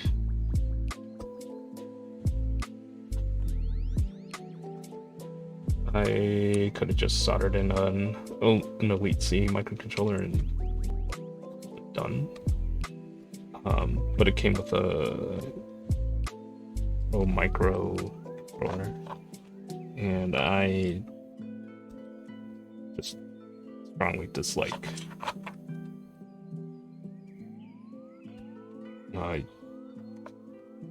micro USB and mini USB. I dislike a lot of USB connectors, except for USB-C and USB-A. USB-B is okay, but it's a weird shape that no one uses, except for like printers.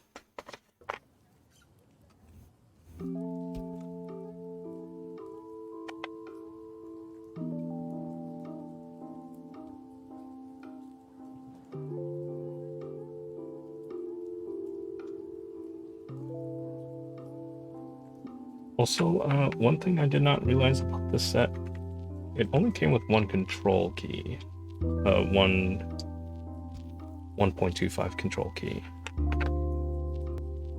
I don't know if that was intended or not.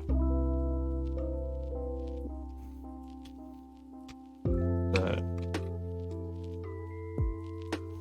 it's not that big a deal for me, because it comes with two 1.5U control keys, two codes, a function, two alts. Just email on. Oh wait, no, it didn't Did I buy this from any type? No, I think I got it from overseas.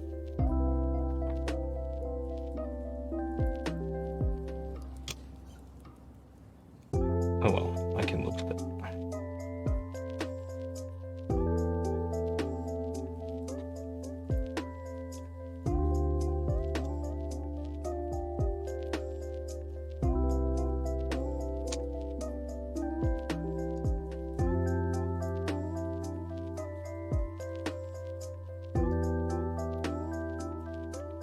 Unless it just like fell out somewhere. I guess that's a possibility too.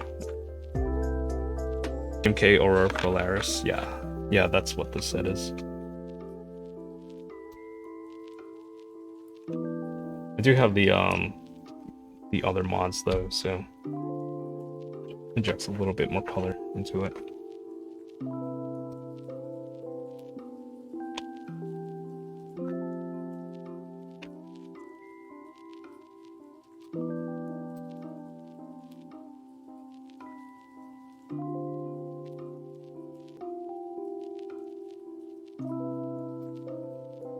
You have the desk mat, it's great. I don't remember what the desk mat looks like. Is it like an image of the Aurora Borealis?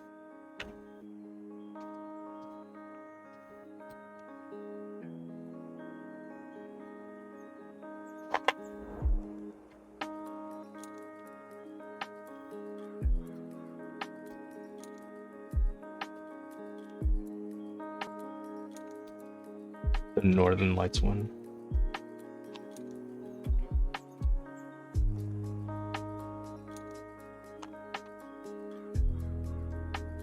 Weren't there other ones that were just printed names of those cities or whatever?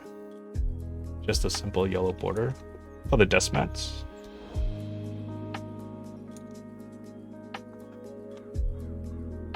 Maybe I'm thinking of something else.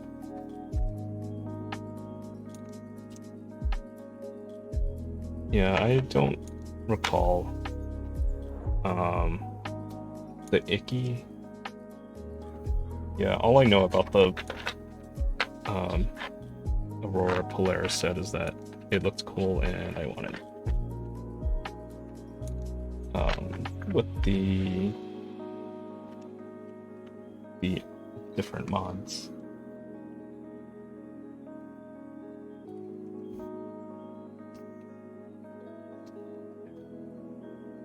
Sounds more devoted.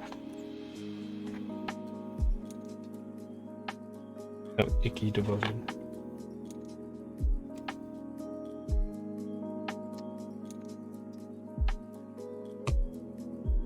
I don't actually know what the devoted set looks like.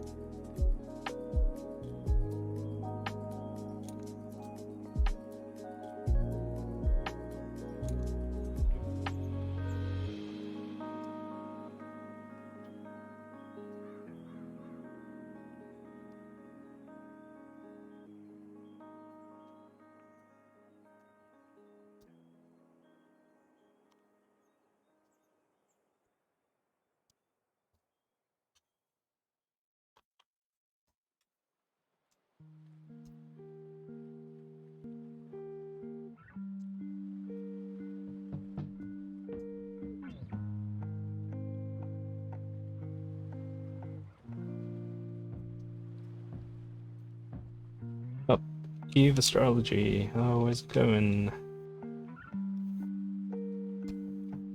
I'm just finishing up a client build. So they were just they just asked me to solder it for them. These keycaps are mine.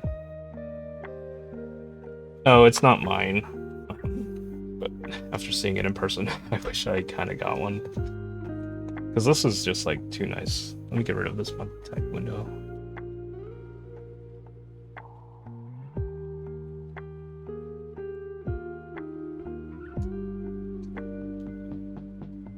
was just doing a quick typing test.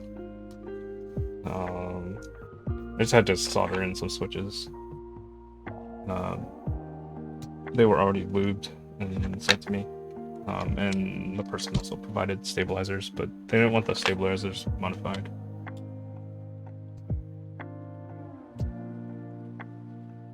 Actually, I like these switches. Like, they don't feel mushy. Bottom out is pretty muted. But the stabilizers though are so rattly. It's like once you like feel, or once you hear what a rattly stabilizer is like, and then when you get used to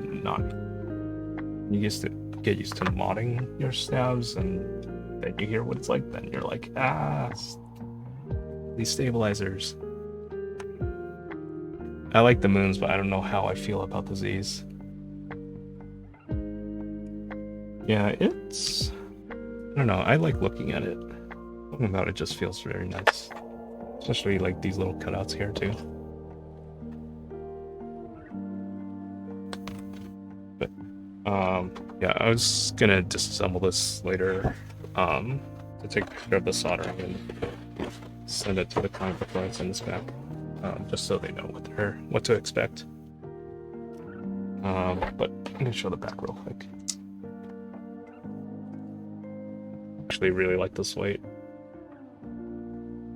Like engraved name and then this little moon on top.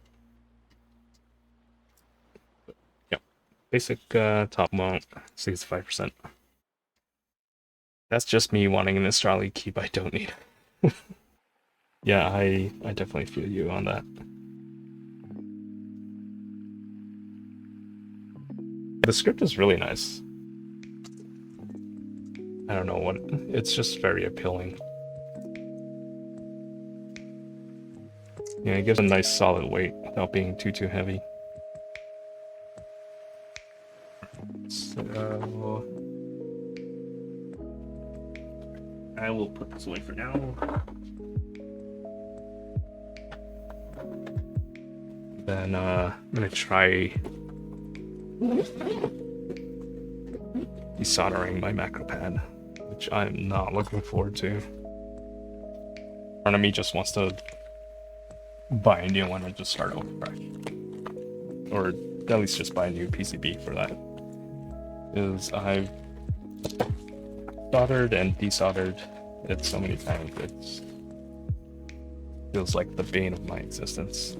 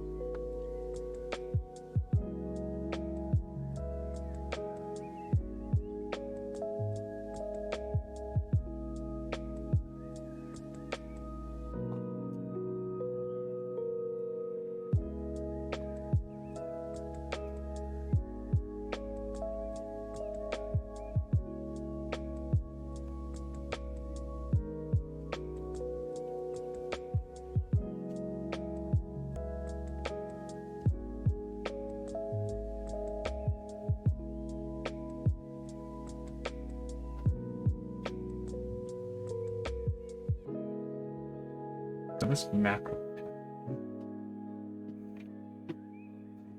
is the macro pad from Keeps.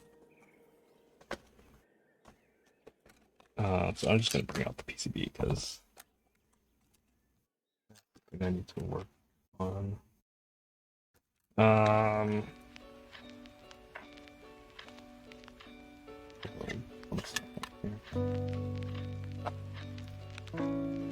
Okay, extra LEDs, which I may or may have not messed up. So some of them light up, some of them don't. Some of them kind of light up. I also need to desolder this microcontroller because I broke off the USB connector. But if it's a mess because I like burned all the my camera not autofocus. I burned off like and so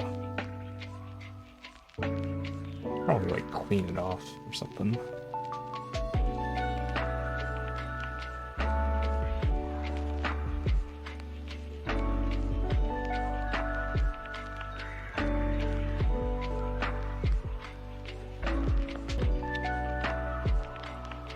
So,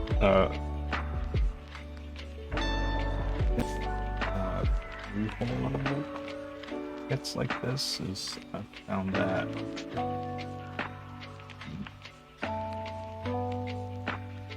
too many clips. Using a solder sucker just like doesn't work at all. I mean, it does work. It's just hard because it's like so tiny. Have I been using the macro pad for? I've never had one. You can use it for whatever you want. I have this one that I made a while ago. This was my first macro pad ever. It's just a board source 3x4 that was, we had a custom thing printed on it for a virtual meetup at work. And I used this, I did this to send basically sequences of characters in Slack so I didn't have to like type it out every time. So that's what I use that one for, but I don't really use it right now. I have another one that I haven't mounted under my desk. It's from Piketty. It's a 1x5 macro pad with a volume knob, so I'm going to use that for like media controls. But I do want to get another one.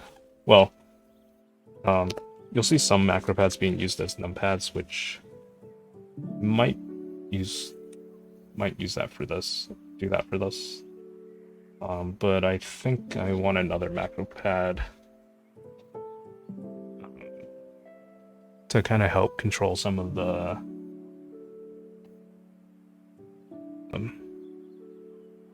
like streaming stuff. Just like map it to shortcuts or like that kind of thing.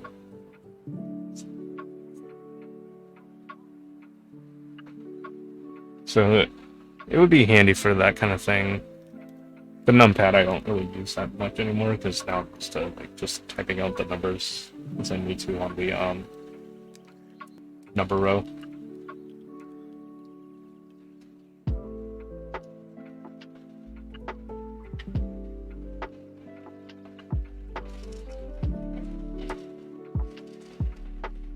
A Stream Deck. Yeah, that's basically the idea I had. The thing is, so if you're like talking about the Elgato like Stream Deck, which I think that's a very useful piece of hardware to have to do whatever you need. You could probably do the same thing, but with like more work. But if you can like hook it up to just whatever shortcuts are in OBS or whatever streaming platform you're using, but the sky's really the limit. If you're willing to invest that kind of time and effort into it.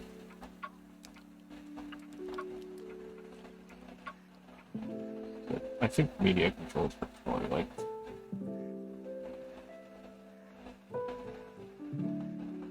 having dedicated media controls are probably like the thing I would use them for. I know you can like map stuff onto other layers and do it that way, but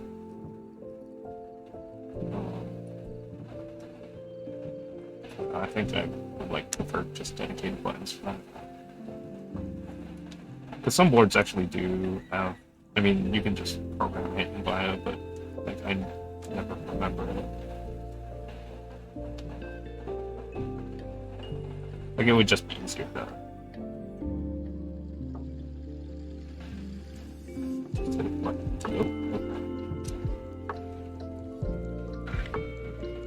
I do wish I had a macro pad for Slack when I worked with a bunch of devs. Yeah, it's pretty much what I use it for, like typing in custom emojis, so I wouldn't have to remember like what they were.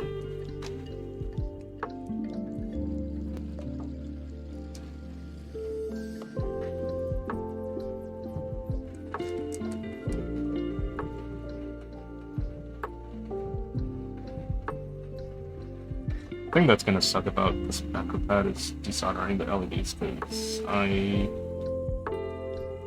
I'll probably use a solder with it.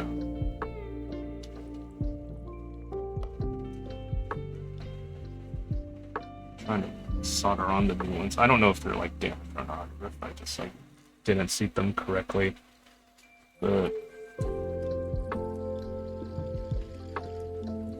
I really want to get those things working. And the thing about these surface mount LEDs is that the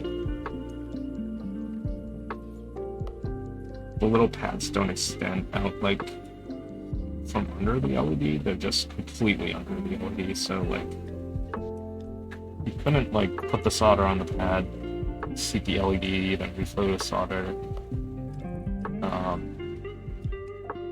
So I'm not sure like how to do that. I did buy an extra tip that's a lot smaller than this chisel tip, so I'm wondering if that might be better, because it's a very fine, like small pointy tip,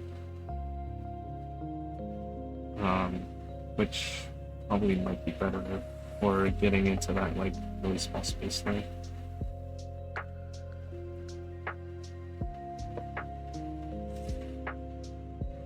Oh, now it's soldering the wick to the soda. Let the solder flow.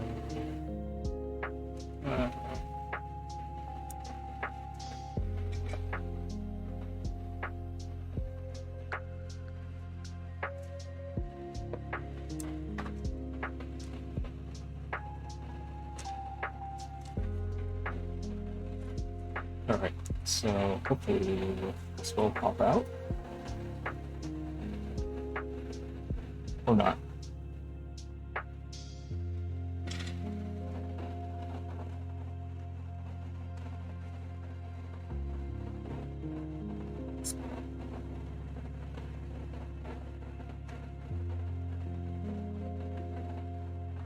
I think I need much solder so that this will clean up all the solder on the control pan.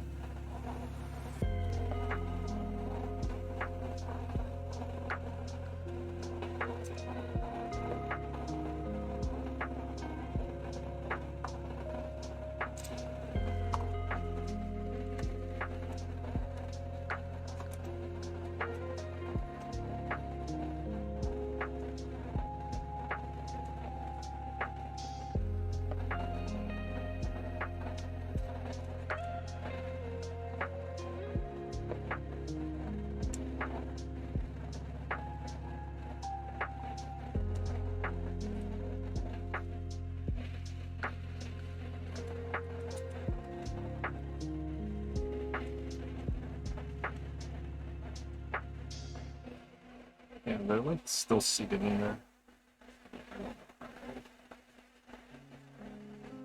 I don't remember what I did last time with that.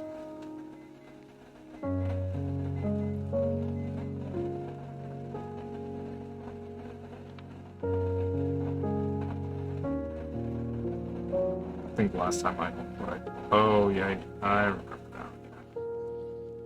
I think what I did last time was I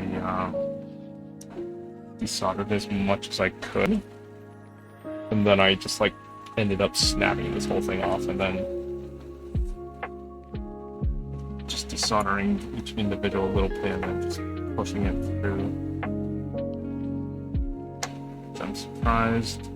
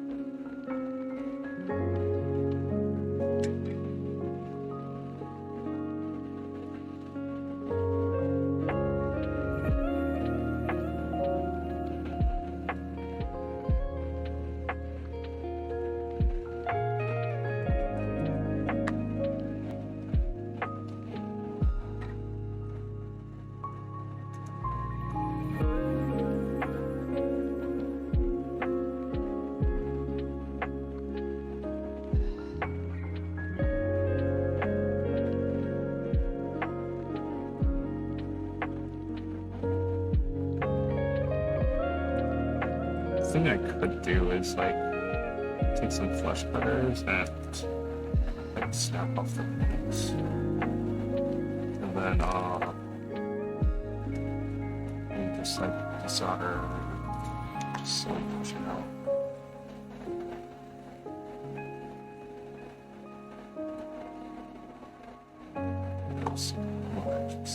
Solder those together.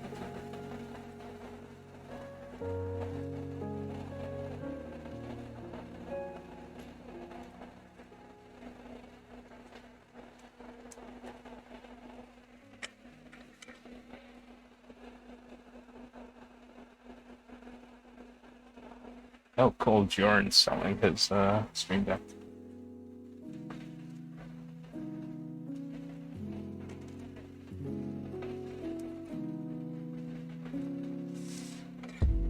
This is not gonna work. I don't know what to do.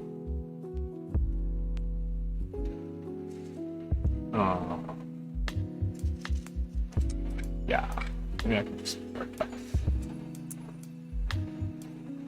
So there are extras available for this macro pad now, but I would really like to salvage at least the parts that I did do right, which are the diodes and the hot swap sockets and the rotary encoder. But yeah, I really wish I didn't like mess up this microcontroller. I was trying to make it hot swap originally, that's why I messed that up, so I had to desolder it. Then I tried using the regular Pro microcontroller, then I broke the USB connector. Yeah.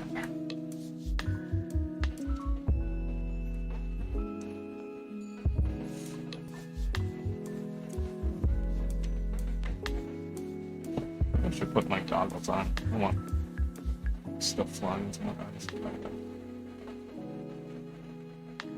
Accidentally mess up even more.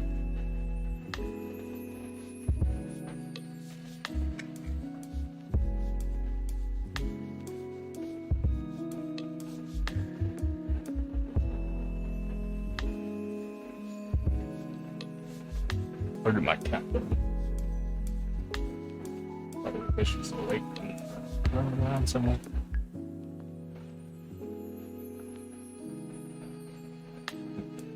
Okay, I'm gonna try this flush.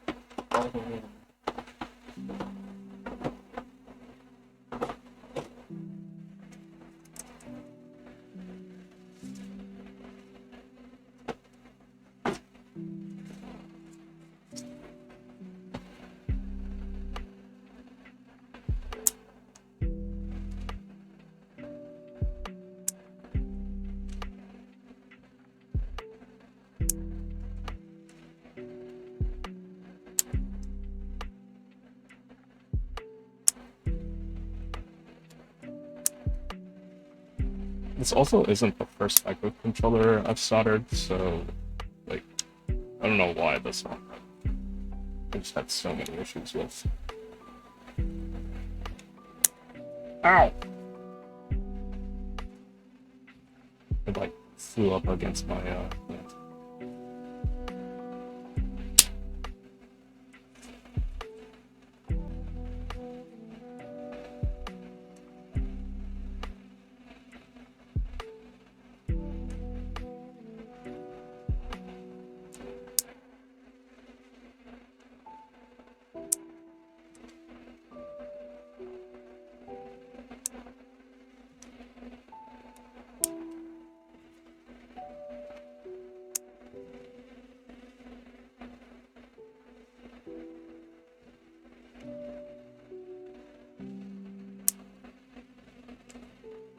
Is my microphone picking up weird noises? I think it's picking up the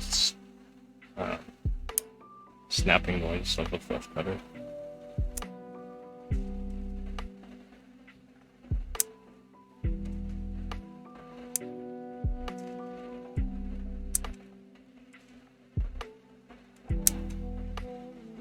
Alright, let's see. Did this help? I'm gonna say no.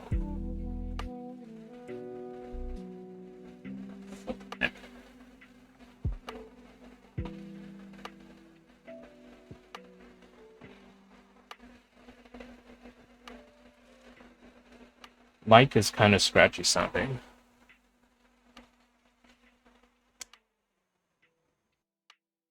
There now. It's peaking a lot. I'm gonna turn down the gain.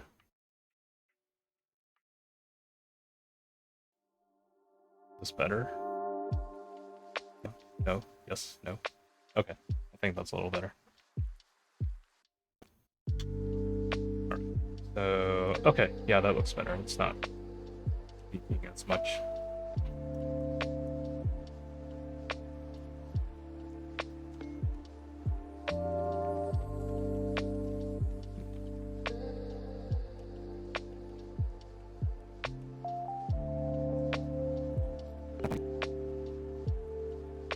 I really don't think so.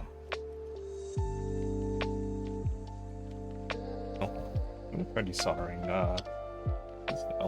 LEDs.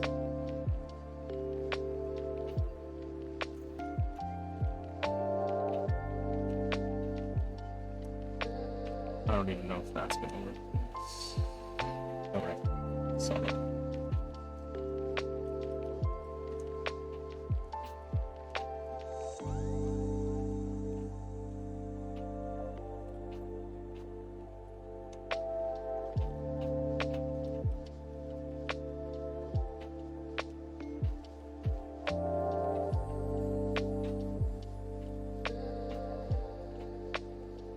Oh, great. Well,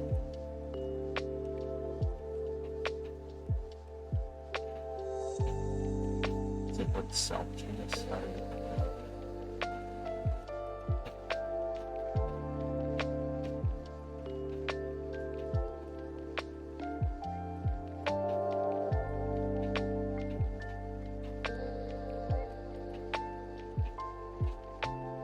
Definitely need to like cool these pads. Probably should have gotten some solder flux space.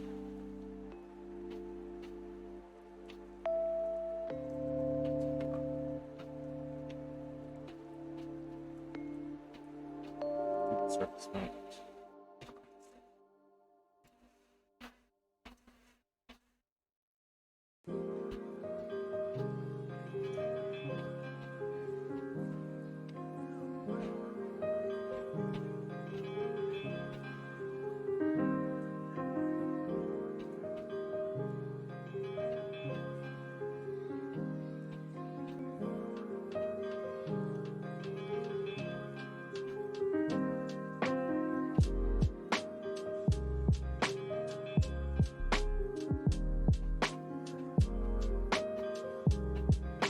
LEDs probably are salvageable.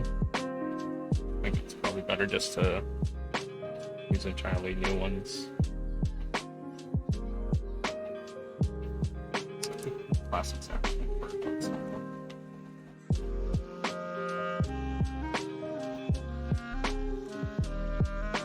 Oh, my cat's right next to me. Hello. Hope she doesn't jump on the table while I'm desoldering.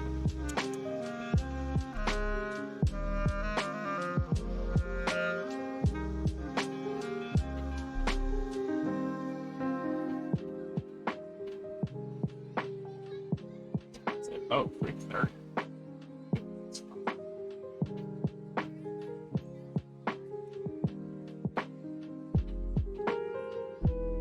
This looks dead. So, stuff.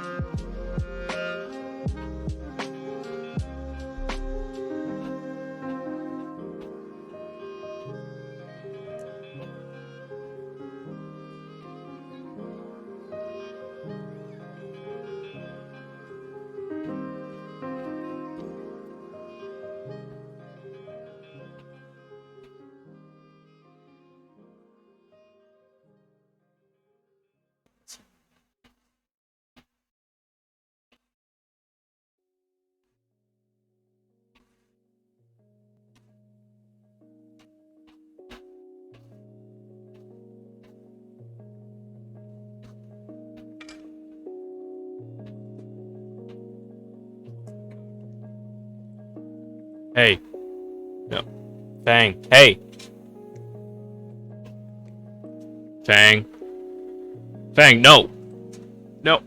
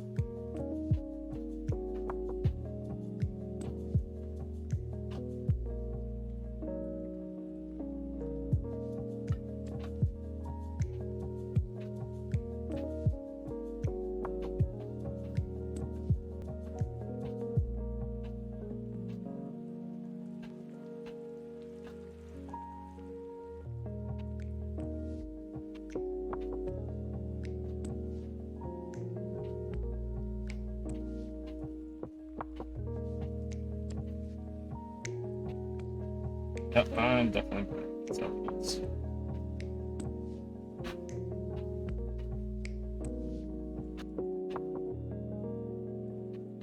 Yeah, there's definitely lots of plastic on there.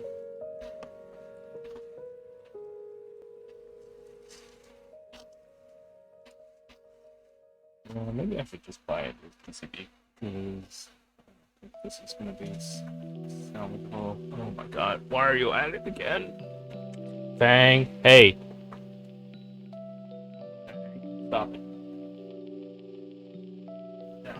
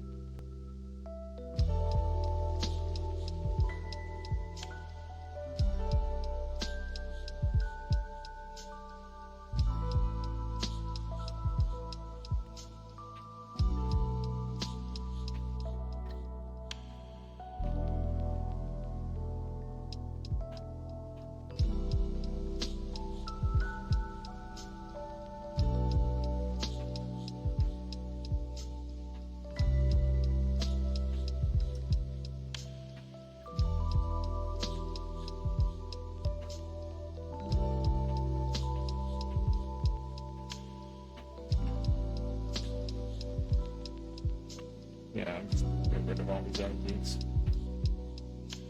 Good damn thing now. Right, I saw that.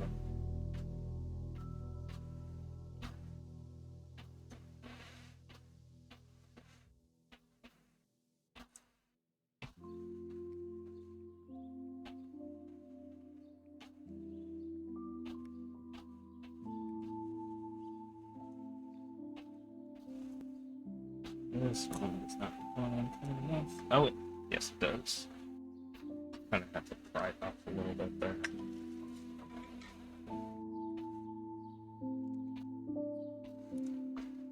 I have no idea what I'm doing. That's okay.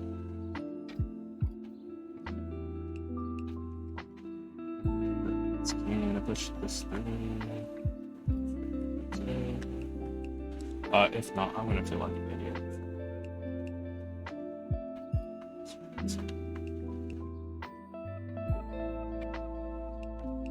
I guess it's like kind of coming up.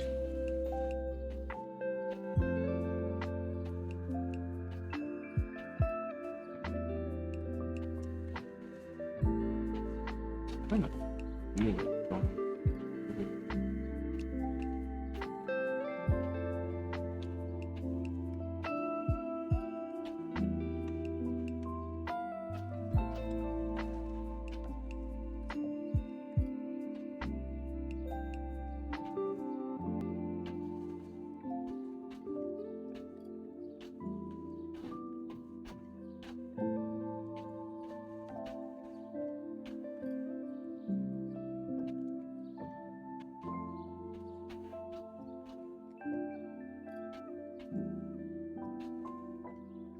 Yeah, I made put myself into a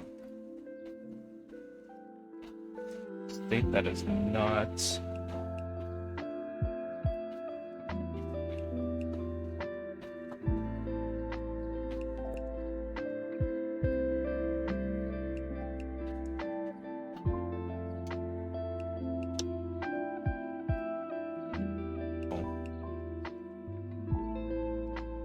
a new macro pad. I don't want to deal with this right now because this thing is a mess. I could use flesh cutters and like really push out each individual pin, but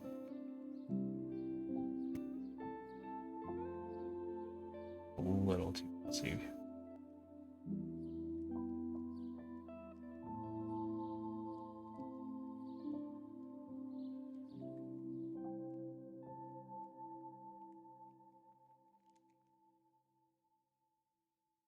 That's why autofocus was. Yeah, we can see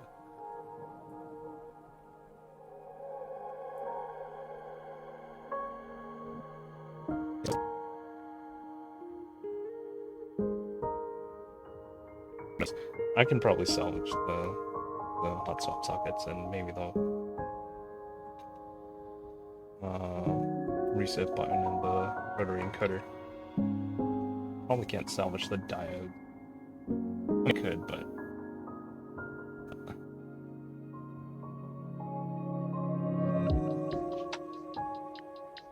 we tried doing that.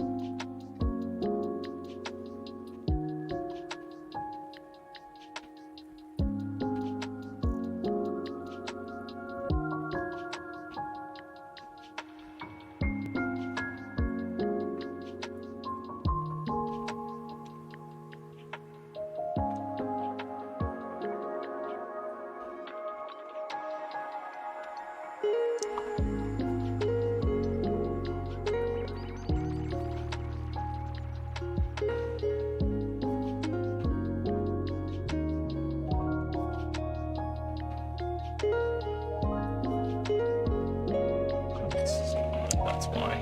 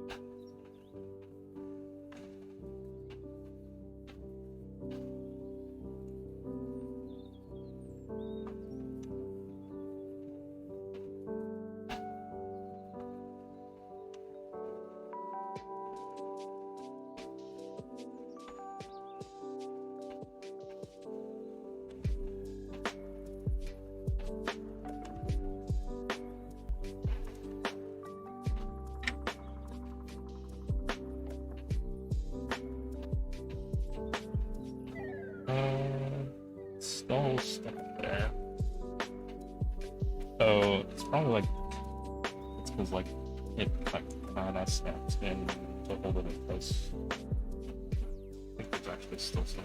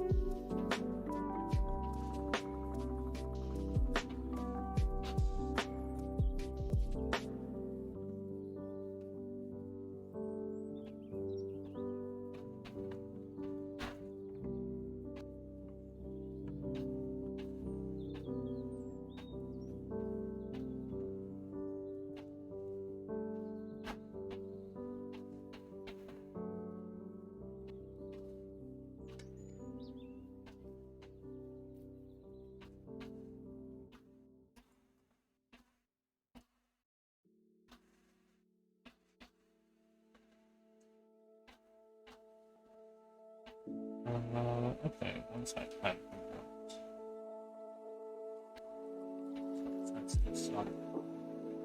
Doesn't look like it.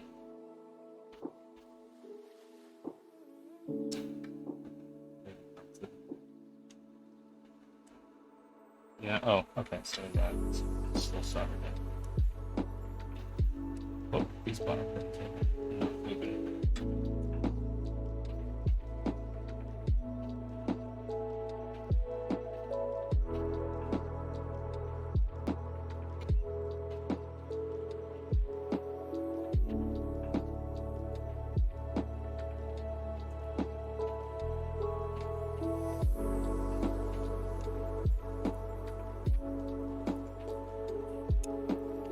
Alright, great. I have salvaged my rubber cutter.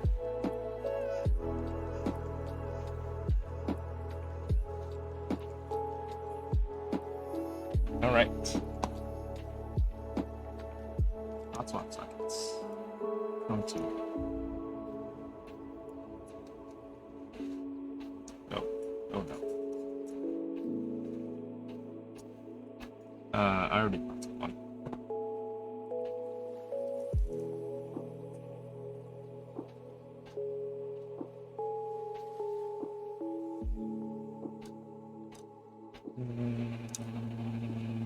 Yeah, it's probably workable.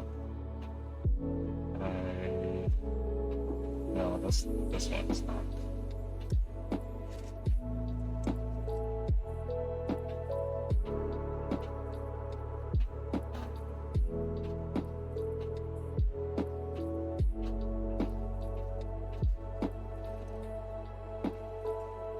Oops.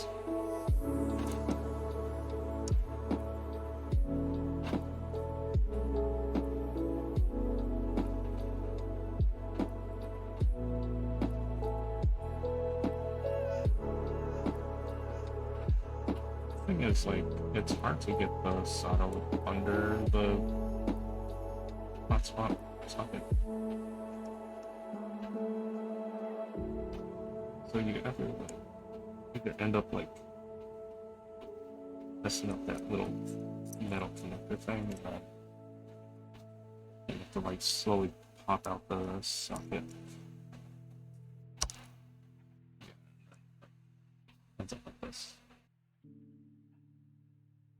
So maybe this is not worth salvaging since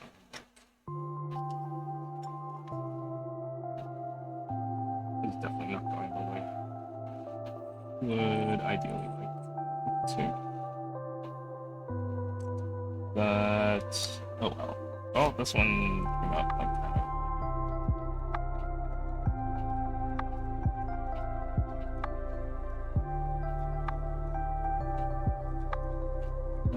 Oh.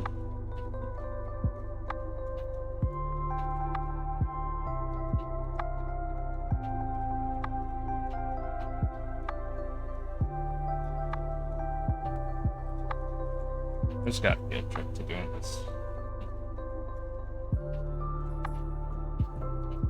That's sun's kinda okay. Oh, I melted that. It's probably the tip, like, not that it isn't unworkable, but this tip wasn't really meant for, like, surface mount LEDs, or surface mount soldering. Probably like smaller tip would probably be a lot better for this stuff.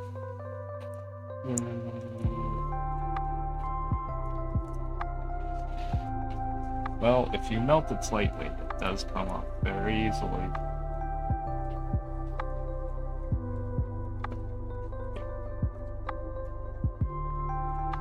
The thing is, like, when you reflow the solder, the little metal connector, like, just ends up pulling off the socket, so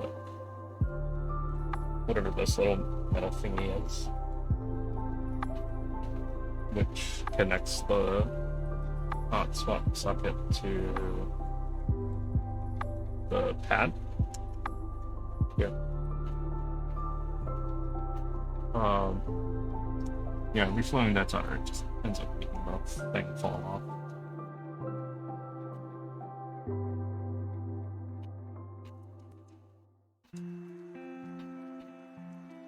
So, alright, yeah, I think I'm done with this. There's probably no point trying to save this. I'm gonna save this reset switch though.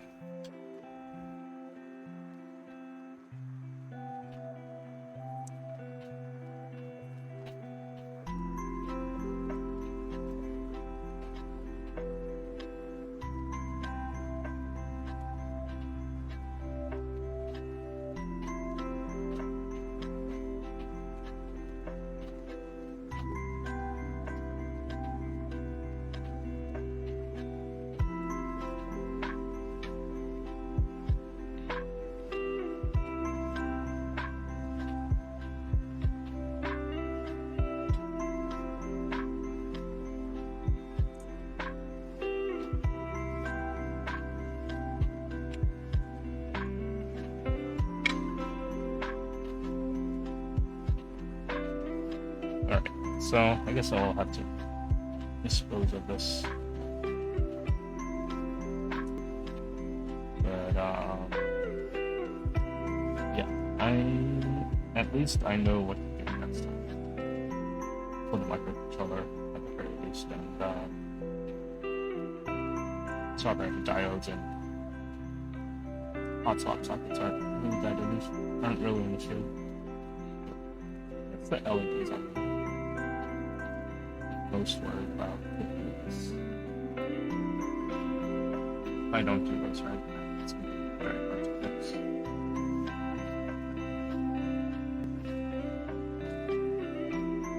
Alright. I think that would probably be it for me today. I'll do some more tomorrow. So I'll probably do another build that I have, which I think I have all the parts, at least. Okay. The last one should be arriving today. Alright, let's go see online. We'll send them the raid.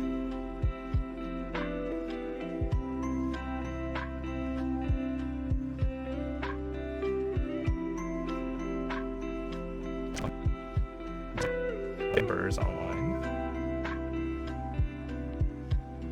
Dock switch. Now let's go raid.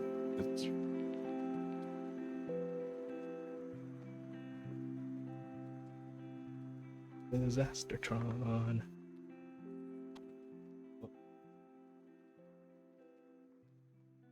A cable. Okay.